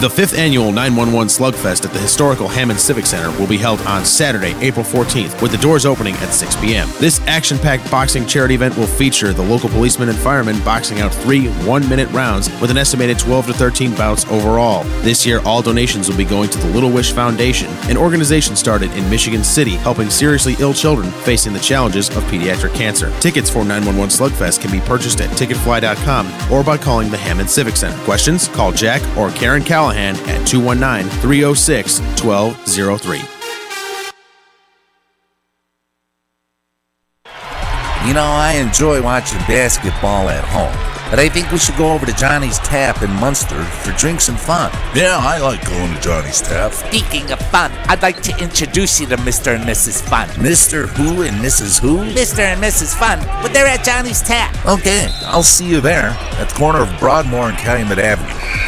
Yeah, I like going to Johnny's Tap. Johnny's Tap. New ownership, now smoke-free, and still the home of Mr. and Mrs. Fun. A real neighborhood type of place. Looking to advance your career? Earn a master's degree in technology online in just 18 months from Purdue University Northwest. Our graduates tell us their master's degree in technology, leadership, and management results in promotion and higher pay. Call Purdue Northwest at 219-989-2966. That's 219-989-2966 to get ahead today. Join Harvest Ridge Church in St. John on Good Friday, March 30th at 7 p.m. for a Tenebrae service. Tenebrae, which means darkness or shadow, is an ancient tradition in which Christians gather to recall the hours of darkness that occurred at the crucifixion of Jesus. Set in candlelight, the candles are gradually extinguished as the biblical story of the cross is retold through scripture and music. Join us at Harvest Ridge Church at 9495 Kyleman Street in St. John for this Good Friday Tenebrae service. Visit harvestridgechurch.com for more information. Save the date, April 19th, for the 2018 Fair Housing Act's 50th Anniversary Celebration and Awards Reception being held at the Center for Visual and Performing Arts in Munster from 3 to 8 p.m. At 3 p.m., there will be a continuing education class. From 5 to 6:30 p.m., enjoy a cocktail reception, and 6:30 to 8 p.m., program and awards. Tickets in advance are $35 or $45 at the door. A portion will go to NWIRA programs. That's April 19th from 3 to 8 p.m., hosted by Lake County Housing Task Force and Bankers Community Council of NWIRA. Everything Italian. That's what you get at Giuseppe's Restaurant in Cherville. Hi, this is Joe from Giuseppe's Everything Italian. Here today to let our friends and listeners to WJOB know about the few things that we have added. We offer catering now, catering for your party, family event, or even for businesses. Just give us a call at Giuseppe's at 322-0011 and ask for Joe. Thank you. Giuseppe's Everything Italian is located at 1000 Eagle Ridge Drive in Cherville, just north of the Showplace Theaters. 219-322-0011 or visit giuseppespizza.net. This is Eric Kundich, head coach of the East Chicago Central Lady Cardinals, and you are listening to WJOB AM 1230 and FM 104.7 in Hammond, Indiana. Tony Panic here for your WJLB 104.7 traffic and weather. Traffic brought to you by Napleton River Oaks Honda. Visit them at riveroakshonda.com. Traffic pretty good so far here on this Good Friday morning. Dan Ryan, Bishop Ford looking good. However, there's a blip in the radar here now. There's an accident where the right lane is blocked. 8094 East at Burr Street again. The only accident to report. Right lane blocked. 8094 East at Burr Street. No traffic backed up just yet, but keep an eye on it. Weather brought to you by the hardworking men and women of Labor's Local 41. Visit them at labors41.com. Tonight, partly cloudy skies, a low around 37. Of course, before tonight. Today, mostly cloudy skies with a high near 46. Tomorrow, showers mainly before 1 p.m. High near 52, but it's going to be windy. Wind gusts could be as high as 35 miles per hour. Currently, it's 35 degrees, humidity at 80%, wind speeds northbound 9 miles per hour. Also for your Easter Sunday, it's going to be mostly sunny with a high near 38. And I'm Tony Panic with your WJOB 104.7 traffic and weather. Thank you, sir. Sam Michael back here in the Strack and Van Til studios. You just heard Tony. We're in for Jim Delo this morning here on JED in the region. Looking at one thing here, Tony, is cities on the sea, right? These cruise ships, it says, according to USA Today, are betting big.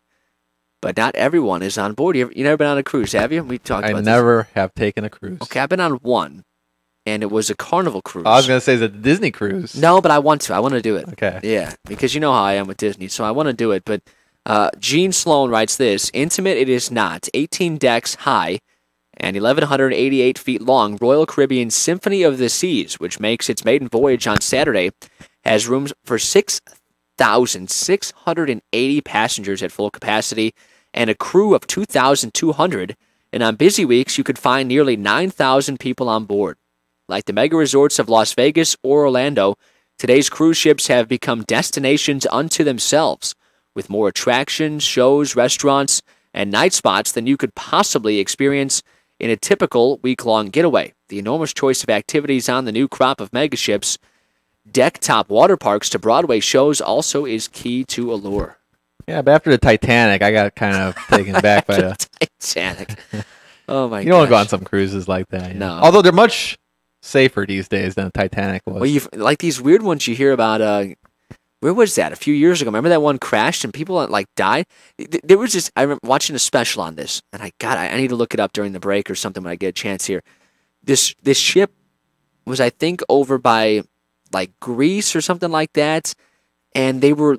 And I'm talking literally here, within a few hundred feet of shore. And the ship started sinking, and there was all this mass confusion. I think a few people died over this. I cannot remember for the life of me. The captain, ran it ashore. They'd say, ran it ashore, I think is the expression. He ended up going to jail for a long time. I think he's in jail. I think I remember this? Yeah. So it's like, what the heck's going on around here? So you wouldn't think in this day and age a cruise ship could, something like that. But, I mean, cruise, did you enjoy the cruise, or did you... Well, I'll tell you what. We'll talk more about that. Let's take a phone call, and I don't because we'll see what Dave wants to, and then we'll get more into this discussion about the cruise ships. But I will tell you if I enjoyed it or not. Dave from Crown Point, he's on the Carpenters Local 599 phone line. Go ahead, Dave. Sam, keep doing things the way you do them. You and Kuziak are the only ones that will speak out on any issues and are not afraid of offending someone having a conservative attitude. Jim ought to be in a carnival. Watch the sleight of hand and change the subject ever so quickly. An example is the Munster School Board thing. Is he afraid of pissing off McDermott? Is that the deal? Yesterday, a caller called in, and I believe it was yesterday, and wanted to speak on this. And Jim, ever so slightly, watch the left hand, watch the left hand. Okay, now we're going to slide basketball talk in. Come on. These guys were stealing money. If you're a Munster resident, they were taking food off your table. Let's just say it the way it is. And you and Coos are the only ones that will do that. Please don't change. Thanks for the call, Dave. I agree on the Munster side. Yeah. It sure seems very... very, very suspicious, and I'll put it that way nicely, that that was what was going on. And I hope the Attorney General wins his appeal and looks into this, because it's almost $1 million. $851,000. A lot of money. I mean, then the school is getting that money to two guys, and then they had to do a referendum because they don't have any money. And then we're going to sit here and talk about, where's all the money? Well, probably in everybody's pocket. Munster was doing so well for so long, and then you get folks stealing from you, and you wonder where your money is. It's pretty simple. Thanks for the call, Dave. 219-845-1100, the number if you want to chime in. I have been on a cruise. How long ago was this? Probably let's see, it's 2018. I think we went on it like 20. I know the year. 2010. Okay. 2010. It's funny, you know why I know the year? How? Sports. Oh, okay. I Good thought year? about it. No, it wasn't a good year. Oh, but, bad year. But next year was a good year. Real quick before we talk more about this, the South Shore is running 45 minutes late. No. Uh-oh. On a Good Friday? Tony, see if we get the extension, though, it'll be on time. So it'll be good. Yeah. It'll be good. Gotta come to the studios. I was just going to say, we should extend it right down Indianapolis Boulevard. Instead of having the turn lane, we'll just run a track right down. We can take it to work. Like the old school way. And does Michigan City still have the train track in the middle of the road? Like the trolleys? Didn't the South Shore go down? I don't go to Michigan City enough to know that. I don't know. I don't think anymore, but no, not anymore.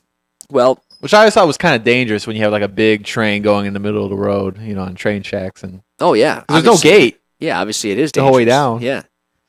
So I don't. They used to have that, in, San Francisco, but if we do build the extension, I think it'll be on time. Hopefully. How is it 45 minutes late today? Probably some deer in the tracks or something. Here's an interesting question from a texter. Back to the Munster thing for just a second. Something I do not have the resources to find out right now. Did Pfister and Sopko give to Marissa's campaign to be the judge? Interesting thought. Ask the mayor. I guess that's the thought process we have. I don't know if the mayor would necessarily want to even know the answer to that, or if he did, I don't know if he'd want to discuss that. But that's something we can look into. No doubt about that. The Attorney General, I'm sure, like I said, he's appealing this, so we'll see where this story goes. It's a good thought, though. I mean, in Lake County, would you be surprised by anything? I'm not taking a shot at McDermott's or anybody in particular, but at this point, as a whole, the politicians here, then all of a sudden, would a case be changed because of helping line the pocket? Looking at these cruise ships, Tony, and 219-845-1100 if somebody wants to chime in. Think about it. So they have on here, it's the USA Today, right? If you can see on Facebook Live. Which camera am I on? Okay, right here. And they have these pictures of ships, these little, just simple drawings of them on the front, and the Titanic is on here. They're trying to compare.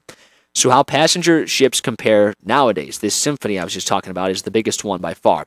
So the Titanic, remember back then it was like a state of the art. Oh, it was unbelievable, 882 feet, 92 feet wide, gross tonnage 46,328. It's pretty big. Huge. So the Nordic Prince, which I believe was the first kind of cruise ship of its day back in 1971, was 552 feet and only 18,000 tonnage. The biggest one before this new one, Voyager of the Seas back in 1999, 1,000 feet length, gross tonnage 138,000. So basically 3 times as big on the tonnage side as the Titanic. Symphony of the Seas, which is taking and setting sail on its maiden voyage on Saturday. I'd imagine how much those tickets cost to be a part of that. 1,180 feet long, 228,000 tonnage. That is more than 5 times as big as the Titanic. Wow. Pretty impressive. Wow. Symphony's outdoor decks feature 3 pool zones, a trio of water slides, 2 surf simulators, a miniature golf course, rock climbing walls, and more. Inside there are nearly 24 restaurants and snack outlets. Everything from Jamie Oliver Eatery to a Starbucks. Starbucks is everywhere. Multiple bars. There you go, Tony. That's what you need on a cruise ship. Oh, yeah, you do, right? See, when I went in 2010, I was like, how old? I think 16 or 17. So a jazz club, how about that? A 1,400-seat theater that houses a full production of Broadway's Hairspray and even an ice rink. Symphony also boasts 2,759 cabins, the most ever on a cruise ship. Broken up into more than 30 categories, they include everything from low-priced windowless interior rooms that measure just 149 square feet to a super high-priced 2-deck high suite, more than 10 times that size. It's What do you think that costs? It's essentially a city at sea. That's what it is. Yeah, you don't have to. You got your stores, you got your food places, you got everything. Now, see, we went on a Carnival cruise, and it was a certain, it was a decently priced one. My dad got it for a pretty good price, right? We're not sitting here. We're not living at a mansion or something like that, right? We have a decent. My parents are fine financially, but we're not. You know what I mean? Yeah. So we go on this cruise ship, And it was, a typical cruise. You got to have money if you're going to go on a cruise, right? It's great. It's cool. But I'm the type of guy, and I'm spoiled at this point, but I'm the type of guy, I want something to do, right? I want something to do on my vacation. So when we go on vacation, we're either going to go to somewhere like Disney World, or I'm going to go somewhere where there's a game. I'm going to go watch it. Yeah. Every night I know at a certain time I'm going to, if I go to St. Louis, I'm going to the Cardinals game. If I'm going to Florida, 2 or 3 out of the 6 days I'm there, I know are going to be spent at Disney World or Universal or something like that. And going on the cruise ship, it's kind of just like, okay, do whatever you want. But then I get seasick probably. I get motion sickness. So being on the ship, I was like, do you feel the cruise ship rocking? A little bit. If it gets choppy, yeah. But it wasn't that bad actually. I thought it was going to be worse, but it wasn't that bad. But I'm sitting there, I think the best part of the cruise ship was one of the shows, I remember. Mm. And the dinner was obviously outstanding. You got to have dinner with the captain and all that. If you're into that stuff, it's cool. But ours was kind of the bare bones cruise ship, which, first world problems, right? A bare bones, it's only a bare bones. And I get it, it is. But, you're able to do a bunch of different things. But we didn't have the water slides jutting out everywhere. You see these commercials for Carnival and they have these huge water slides and stuff. Or it wasn't a Disney cruise like you mentioned. Mickey's not running around everywhere and stuff to do with that. Disney cruise, man. It seems kind of funny. Although there was that one story a while back where everybody got sick on a Disney cruise, the food or something like that. Think about how awful that would be. Yeah. Listen, vacation, there's no worse place in the world to get sick than on vacation because it's bad enough being sick. When you're sitting at home, you're like, oh my God, I'm miserable. At least you can sit in your own bed. Mm-hmm. You can kind of mope around and watch TV and do all that stuff. But when you get sick on vacation, it's brutal. Yeah. So imagine getting sick on a cruise ship. It'd be awful. Oh my God. I saw this thing on, my mom was watching this, I think on the Discovery Channel or something. And it was about this lady who was, she was in the armed service. She was in the service, okay? And she was a doctor in the service, right? So she retired and basically had her pick of a bunch of different jobs because of all of her military service, all the years spent.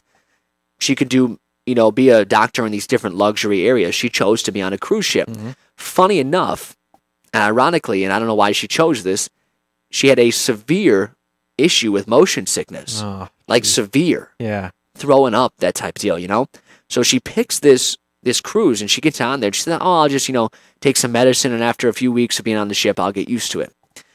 Well, she didn't, and she was becoming violently ill. While she's on the ship now, somehow she has a couple of different people come in who are sick. One of these people, like, pretty ill as far as, like, bleeding internally and stuff like that, potentially. Jeez. And another person had gotten their hand smashed into a door, multiple fingers, like, disattached, And so she's doing all this stuff. And at that point, when something like that happens, you're not equipped as a medical person on the ship to big truck there, right? You got to yell, yeah. You're not equipped to handle that kind of stuff, and there's no way she could save this guy. She can't perform surgery. You can do normal tasks, like if you went to a school nurse almost, maybe a little bit more elaborate than that, but not much more. So at that point, you're sitting there thinking, okay, is it realistic even for me to save this guy's fingers? And if it is, we have to get the ship docked, like now. So at that point, people are going to be, you're ruining people's vacation. You could be putting the ship at jeopardy to have to repay all this stuff. So you better be right about this and better be able to save the guy's fingers if you're going to tell the captain that the ship needs to be moved. Yeah. So I remember watching this thinking, I actually didn't see the end of it, so I don't know what she ended up deciding to do. Cliffhanger. Yeah, I know. So I'll have to go back and watch that. But it was really interesting to me, one, that she chose to be on the ship with the motion sickness issues. Like they were, they dramatized the scenes where they put actors in place. And so they'd come in and she'd be like on her knees and stuff with her mouth, in a bucket, being sick. And they'd come in and be like, doctor, we need you, someone's got this problem. And she's just as sick as almost anybody on this cruise because of all the motion sickness problems. So I couldn't imagine that. Thank God when I went on the ship, it didn't happen to me because getting sick on vacation's bad, but getting sick on something that can cause sickness is, oh gosh. What are these ships fully equipped with, I'm sure, with doctors and sure, exactly. But I mean, like if you're really, really sick, there's not much you can do. Like I said, if you get something, you got to have surgery. If you get your fingers, who knows? Well, I'm sure the one you mentioned, they may have a surgeon on board. Oh, hell yeah. Now these ones, they might. But kind of, I'm surprised. I'm sure freak accidents happen, like you said, and there should be a surgeon on board. I guess food poisoning too. Yeah. Yeah. Pharmacist. Yeah, you've got to think all that stuff's realistic because it is. I mean, there's 9,000 people on board. If you do the math, in a week's time, there's going to be probably upwards of 50 people who will come down with some sort of illness that would have put them in the emergency room or towards an intensive care unit, at least, if not probably over 100. Yeah. So they've got to be ready for that. So kind when's of your stuff. next cruise? With all that being said, I keep thinking about doing the Disney one. You're a Disney guy, so I'm a fanatic. I'm surprised you didn't go on a Disney cruise yet. I know they're they're expensive. Just go by yourself for one day. If Jim gives me a bonus, maybe I'll go. How long is a cruise generally? Is it? Usually 4 or 5 days. Okay. 4 nights, 5 days, something like that. That's not bad. No, and in the Disney ones they do. I was looking into them, and they do it where, say you're for like 7 or 8 days, 4 days on the boat, and then a couple days in the park. So that you go to the park and you go for either you can go on the cruise first, I think, and then come back and do the park, or vice versa. But then they have to, drive you like 45 minutes to the ocean, obviously, to get on the ship, and you can do it that way, which I think that's how I'd probably do it because I love the park. Right, the park's the thing I love, but I don't know. Well, I think with the cruise ships, though, when you're on vacation, if you don't like where you're at, you can kind of move around. But the cruise ship, if you don't like it, you got nowhere else. You're just stuck on the cruise ship. It's like you're trapped. Can't go anywhere. Yeah, it's like you're trapped. You know what? The biggest annoyance to me, and again, this is such a spoiled attitude. They didn't have live television except in the bar area. Really? And the live television they had was all in Spanish. Oh no! So like we went on this in 2010 in the middle of the summer, right? And our cruise went to Mexico for like 6 hours, and we went to Key West, Florida. So we went kind of on a loop down there and then came back to Miami. And so I'm sitting there. It's the middle of the summer. I'm as big a baseball fan as anybody I know, and the Cardinals were in the process of being pretty good, right? Yeah. So I'm the kind of guy I want to know what's going on every day. Some people are like, they kind of check in. If I'm available, unless I have a legitimate conflict, I want to watch every game. So they were playing a big series, in fact, when we were there. And it ended up being a notable series because they got in a brawl with the Cincinnati Reds back then. And I'm sitting there, and I couldn't watch the game because it wasn't live. Yeah. So you're so spoiled. Did you have your phone then at that point? No, I didn't have a cell phone. So you were lost. Totally lost. And I don't know how good your cell phone service is out in the middle of the ocean. Well, nowadays, I'm sure there's Wi-Fi, right, on these boats? Yeah, probably. Yeah, I think so. You have to. People are so used to it, you have to, or people will complain. They probably won't even go. And the one thing you got to worry about, too, is nobody thinks about is pirates. Somalian pirates, yeah. That happened recently, didn't it? Again? Well, not recently, meaning a few years ago, but that's recently. Tom Hanks was fighting them off. That was a movie. Oh, my gosh. Tom Hanks. Remember Tom Hanks in that movie? Yes, that was from like early 2000s, I'm pretty sure. That movie's based on. That was just came out like 5 years ago or so. Yeah, the movie came out 5 years ago. The pirate thing happened. So it had to be at least a decade ago. Yeah, well. That was a good movie. You saw that, obviously. Yeah, Captain Phillips. Captain Phillips. I'm the captain now, He's right? the captain now. Yeah, it's a great movie. True story, yeah. I'll tell you what, I watched that movie, and I am the kind of guy who will easily cry. I'll admit that. Wow. It's a big man that you admit that, right? I know, right? Jimmy's laughing at you. I'm not a big enough man to wear pink, but I'm big enough that I will admit that I tear up a little bit. And the part where, if folks have seen this movie, at the end where they shoot the pirates, right? They have those snipers all locking on the targets, and then they get him out of there, and he's so shell shocked, That part, I don't know, it got to me right there at the end. See, well, that's nice of you. I'm not going to admit that I cried during anything. I think Toy Story 3, I cried a little bit. Toy Story. But, so animated characters, you're all in. Other than that, I mean, if you're going to be a pirate, I think you should dress like a pirate, though. Like, go all out. Eye patch and all. Wooden leg, parrot. Just don't rob a ship to rob a ship. Dress like a pirate and rob a ship. See, Tony, you're kind of a baseball guy, right? Yeah, I follow some of it. Jimmy, how much? Jimmy's a baseball guy. So, Jimmy, you seen For Love of the Game? Okay, with what's his name? The actor. Why is he's famous? For the Love of the Game.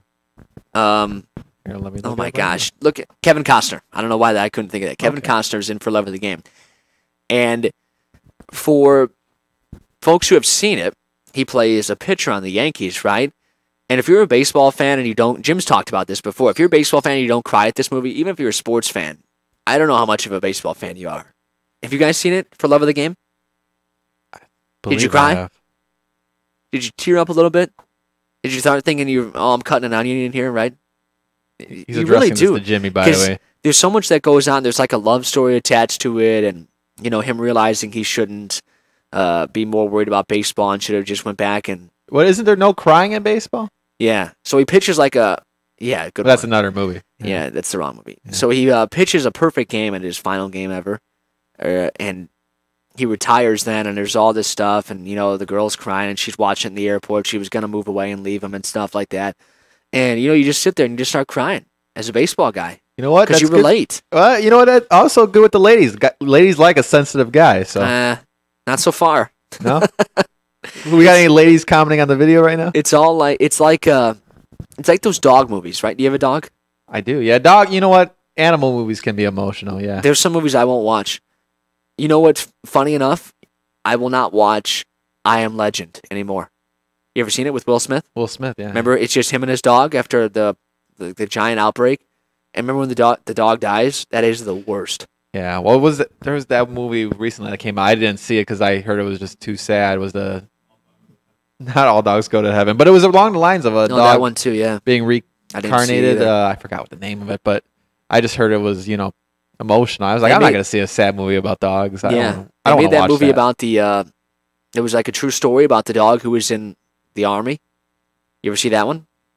Yeah, and it comes back and stuff like it was a German show. I didn't see it. My mom's like, "Oh, I want to see that." I was like, "Oh, why?" She could sit there and cry about it. Yeah. I go, "No way." Marley and Me wasn't that? Oh my God, that was a bummer. That a bummer. Yeah, that one will rip your heart out.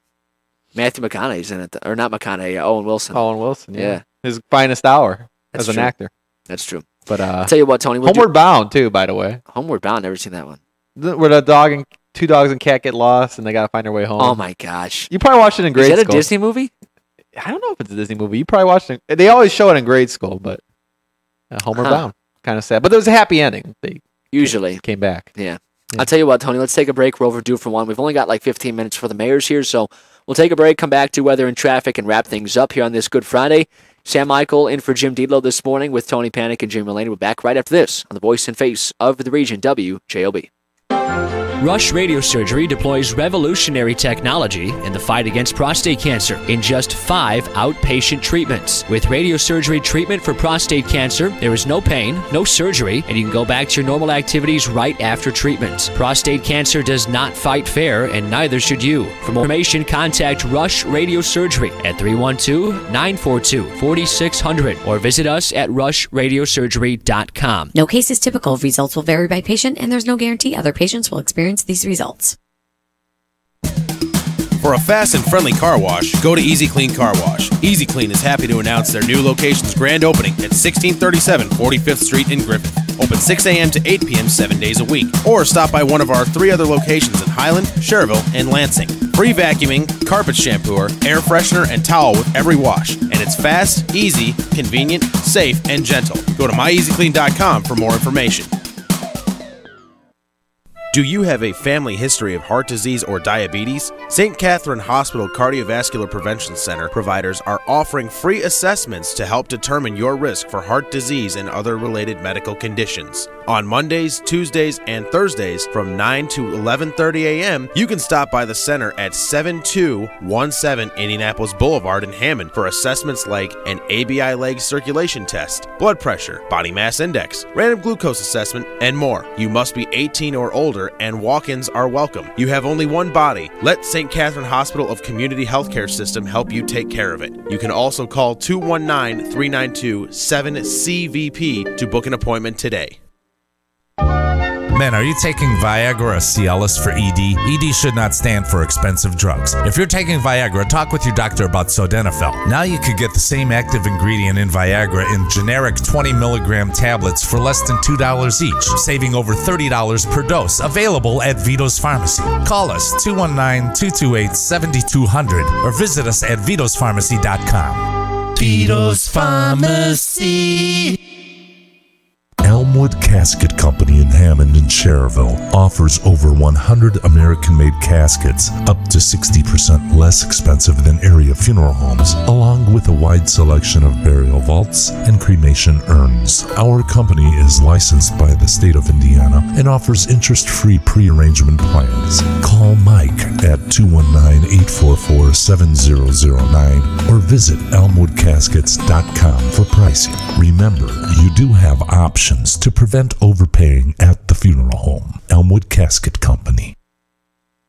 Baxter Printing, located at 3837 Ridge Road in Highland, is a family-owned and operated union print shop that has been serving Northwest Indiana for over 60 years. Our list of satisfied customers range from union locals and politicians to the everyday entrepreneur working hard to get their business off the ground. We help make that happen through our expert design and advice, creating everything from every-door direct mailers to business cards and banners. Why don't you let the Tarosi family at Baxter Printing assist you in your next project? Call us today at 923-1999 and hear me say, Baxter Printing. Flu season got you down? Just left the doctor's office and don't want to wait in line at the pharmacy? Hi, this is Ellen from Quick Scripts Pharmacy inviting you to stop into any one of our 3 locations to experience our fast and friendly service to get you out the door and feeling better faster. We accept all insurances, have free local delivery, on-site one-on-one pharmacist consultations, and competitive pricing on generics and over-the-counter products. We are located in downtown Lansing, Illinois, downtown Griffith, Indiana, and our newest location off of 231 in Parrish Avenue in St. John, Indiana. Stop in today.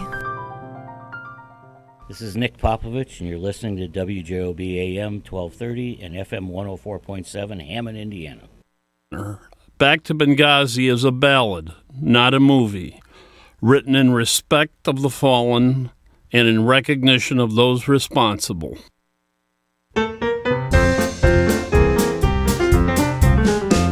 Go back to Benghazi, Hillary Clinton, and you will find fewer of our people there.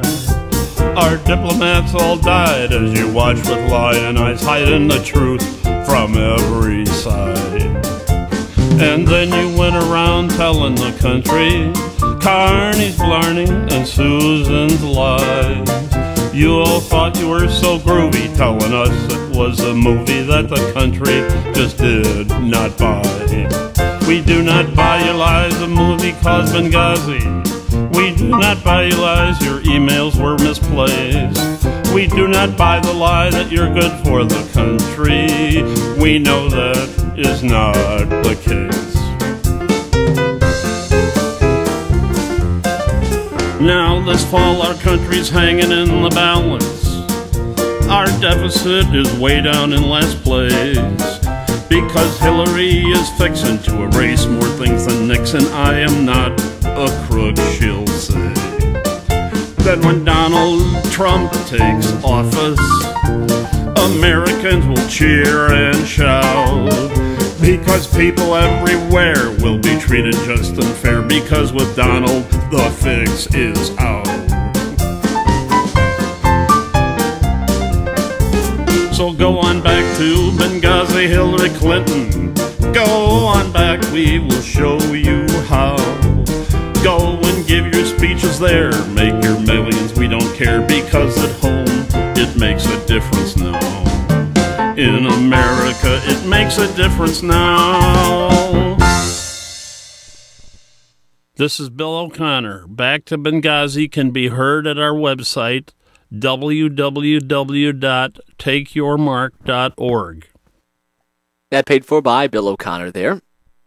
And Bill writes that about, pretty obvious what it's about, Benghazi and former Secretary of State Hillary Clinton's involvement with that. You just heard where I think a texter just asked if it's public. There you go. And then said, never mind, thanks. You heard the details on the end of the CD there. Yeah, you can find it on the website. No doubt about it. Yeah. Weather and traffic now. Tony Panic, take it away. All right. Tony Panic here at WGLB 104.7 Traffic and Weather. Traffic brought to you by Napleton River Oaks Honda. Visit them at riveroakshonda.com. Traffic right now looking good on Dan Ryan, Bishop Ford, 8090 for Merger, Borman, Chicago Skyway 41. That incident on eastbound 80 has cleared up. A little accident there. So all lanes are open. Weather brought to you by the hardworking men and women of Labor's Local 41. Visit them at labors41.com. Today, mostly cloudy skies with a high near 46 degrees. Tomorrow, partly cloudy with a low around 37.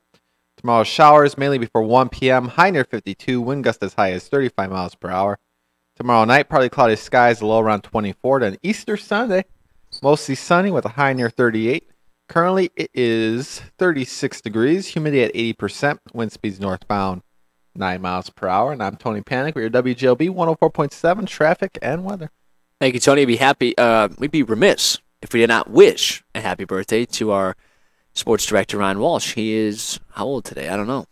I don't know. It's not polite to say an age, but should I say that? I think he is. I think he is 31 now. A happy birthday, Ryan. Yeah. Regardless. He doesn't look 31 though, right? No. He's in the best shape out of everybody here. Yeah, that's true. We're all eating our muffins and hash browns, and Ryan's running a marathon. I can feel that grease right here, in that carotid artery. Yeah. Yep. It was funny because St. Patrick's Day, I was showing off my breakfast. It was like a big breakfast. He was like, "Yeah, I just got to finish my run first before breakfast." And I was like, "Oh no, I didn't run this morning." Yeah, like, I'm just gonna. I didn't get that text. What was that? Run? Huh? Yeah, running. Run? Yeah. Who? So it's his birthday today, and happy birthday to him. So he started here one day before his birthday because yesterday was the anniversary of when he started here. Really? Did you know that too? I didn't know that. Yeah. Well, it was like a birthday gift, I guess. Yeah. Happy birthday. Here's a job. Yeah. Here's a job. Is right. So happy birthday to him. So did he take his birthday off or Good Friday off, or how does it work? Well, I think he did a tandem. Yeah. He's also off Tuesday. Ah. Yeah. So he's going to come back the day after Monday. See, if it was me and I was going to take Tuesday off, it'd just be, all right. I'm off Monday too. Oh. I'll see you Wednesday. That's what I would say. He's dedicated. He is, yeah. So he'll be here the day after Easter. He's flying back in. I don't know if he's going anywhere, but what kind of stinks, and it's kind of selfish to think this way, but people do. And for your birthday, you like to be recognized, even though it's kind of a weird thought that your birthday is something that's important. All you did was, well, I survived another year on this earth, so here's a present. Yeah, nice job. Oh, yeah. And that's what happens on your birthday. So people who have birthdays right by holidays kind of get, they just kind of get screwed over a little bit, right? So you're saying he's not going to get an Easter basket because he's not going to get his Easter egg hunt for presents. I've never really done that. I think when we were younger, we did Easter baskets, maybe till I was like 6 or 7, maybe 8. We didn't. That's never been a thing. To me, Easter's the religious holiday that it is, and so is Christmas. But I guess Christmas has gotten to be so. So you believe in Santa, but you don't believe in the Easter Bunny, is what you're saying? I don't believe in Santa, Tony. Oh, okay. Well, come on, there's kids listening right now, man. Yeah, I don't personally believe in him. Oh, okay. Yeah. Yeah. Everybody can believe what they want. Yeah.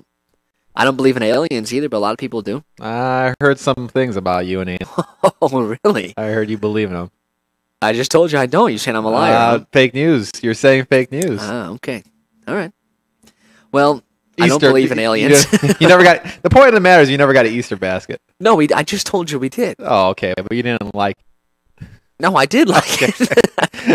Where are you going? I thought you said you like it for the religious aspect of it. I like Easter for the religious aspect. Yeah. So I don't really anticipate something. So I guess what I was trying to get to before you rudely misconstrued my statement. Fake news here. Yeah, is that because it's Ryan's birthday? I guess if some people celebrate it a certain way, then I guess they would combine the two. But the way we celebrate Easter, it would just be church. And is Sunday for Easter, and then your birthday was Friday. It's okay, it's your birthday, but on Good Friday, it's hard to celebrate. That's true. You can't eat. Yeah. Well, I can't eat meat. Well, sure. yeah. If you're religious, you don't eat meat. You fast, and we do on Good Friday. We do the meat and dairy products together, so it's like we call it a strict fast, right? It's extra work. Yeah, extra work. But I always think about it and think every time you get a little bit hungry and you like to have a piece of chocolate or a burger, you're like, well, I think I can go one day without meat or dairy products, because I think Jesus had a little bit tougher on that cross on Friday, so it's like, all right, I can't be complaining too much. So well, you said you wanted to do the 40-day thing, right? Yeah, I had thought about doing it for 40 days, but I'm too weak. You know what I really should have did? I really should have gave up sweets and should have parlayed that into trying not to eat sweets as much. But God, I'm mentally weak, just weak. It's when it's on the table like that, just waiting for you. I tell my mom all the time, and I tell her I'm going to sue you for this. When I get older, you can sue anybody for anything nowadays, and I'm going to sue her for negligence. Saying you just kept buying cakes and making cookies. I come home and she's got a chocolate cake from Strax. When she goes to Strax, you can almost guarantee it's going to be there when you come back. And she's got this chocolate cake. I'm like, why do you buy this? Because you're going to eat it. Because I'm going to eat it. Yeah. It's going to be 9:45 p.m. I'm going to be ready to go to bed one of these nights. And I'm going to think to myself, God, you hear your stomach start going. You should just go to bed and forget about it because you don't need any more energy for the rest of the day. And then you'll see that chocolate cake, and I'm just going to have a little piece. And then you have it, and you eat it, and you feel so good when you're eating it. And then you finish it, and you go to put the plates in the sink. You're like, why did I just do that? No willpower whatsoever. Well, me, I'm none. the same I have way. none. I have zero. The same way, yeah. I have zero. Jimmy just went to McDonald's, right? And I'm saying, I don't want anything. Comes back with an extra hash brown. I'll eat it in 2 seconds. 2 seconds. Well, the thing is, Ryan does eat, but the thing is, with Ryan, he also exercises. So yeah, and I try to, right? But I try my best. Yeah. But, I think Ryan's a little bit luckier because if you've ever met Ryan's parents or seen Ryan's parents, he's got a little bit of an advantage with that metabolism. So he's got the benefit of the doubt. I don't have a great metabolism. I did not inherit that. So. Looks like a big show at the mayor's show today. Yeah, they are. They're talking about having a number of folks here. So we need to get out of here pretty soon, I think, right? Are the folks They're coming here? right now, so we'll probably just do transition here. Yeah, let's do a little transition. Tony, thanks as always. No problem. Texter wants to tell me they're called undocumented terrestrials instead of aliens. Okay. Yeah, you can't say UFO anymore. Yeah, undocumented terrestrials. I like that. The mayor is next. Thank you, everybody, for listening today. Thanks to Jim, as always, for letting us fill in. We got a packed mayor show coming up next, so hopefully you'll enjoy that. As for everybody here, I hope you have a very pleasant rest of the day on this Good Friday. Tomorrow on Holy Saturday, and then Sunday, of course, Easter Sunday. And hopefully you do enjoy that with your family, whether you celebrate it religiously or not. We hope that you do enjoy it either way. Sam Michael in for Jim Delo this morning. This has been Jed in the Region. Mayor McDermott is up next, and we'll actually be back, Tony. I almost forgot about this. We'll be back next at 8:30 because there's no programming today. So you'll have us back for another half hour after the mayor, and he's got a big packed roundtable. He's coming up next. Stay with us. Voice and face of the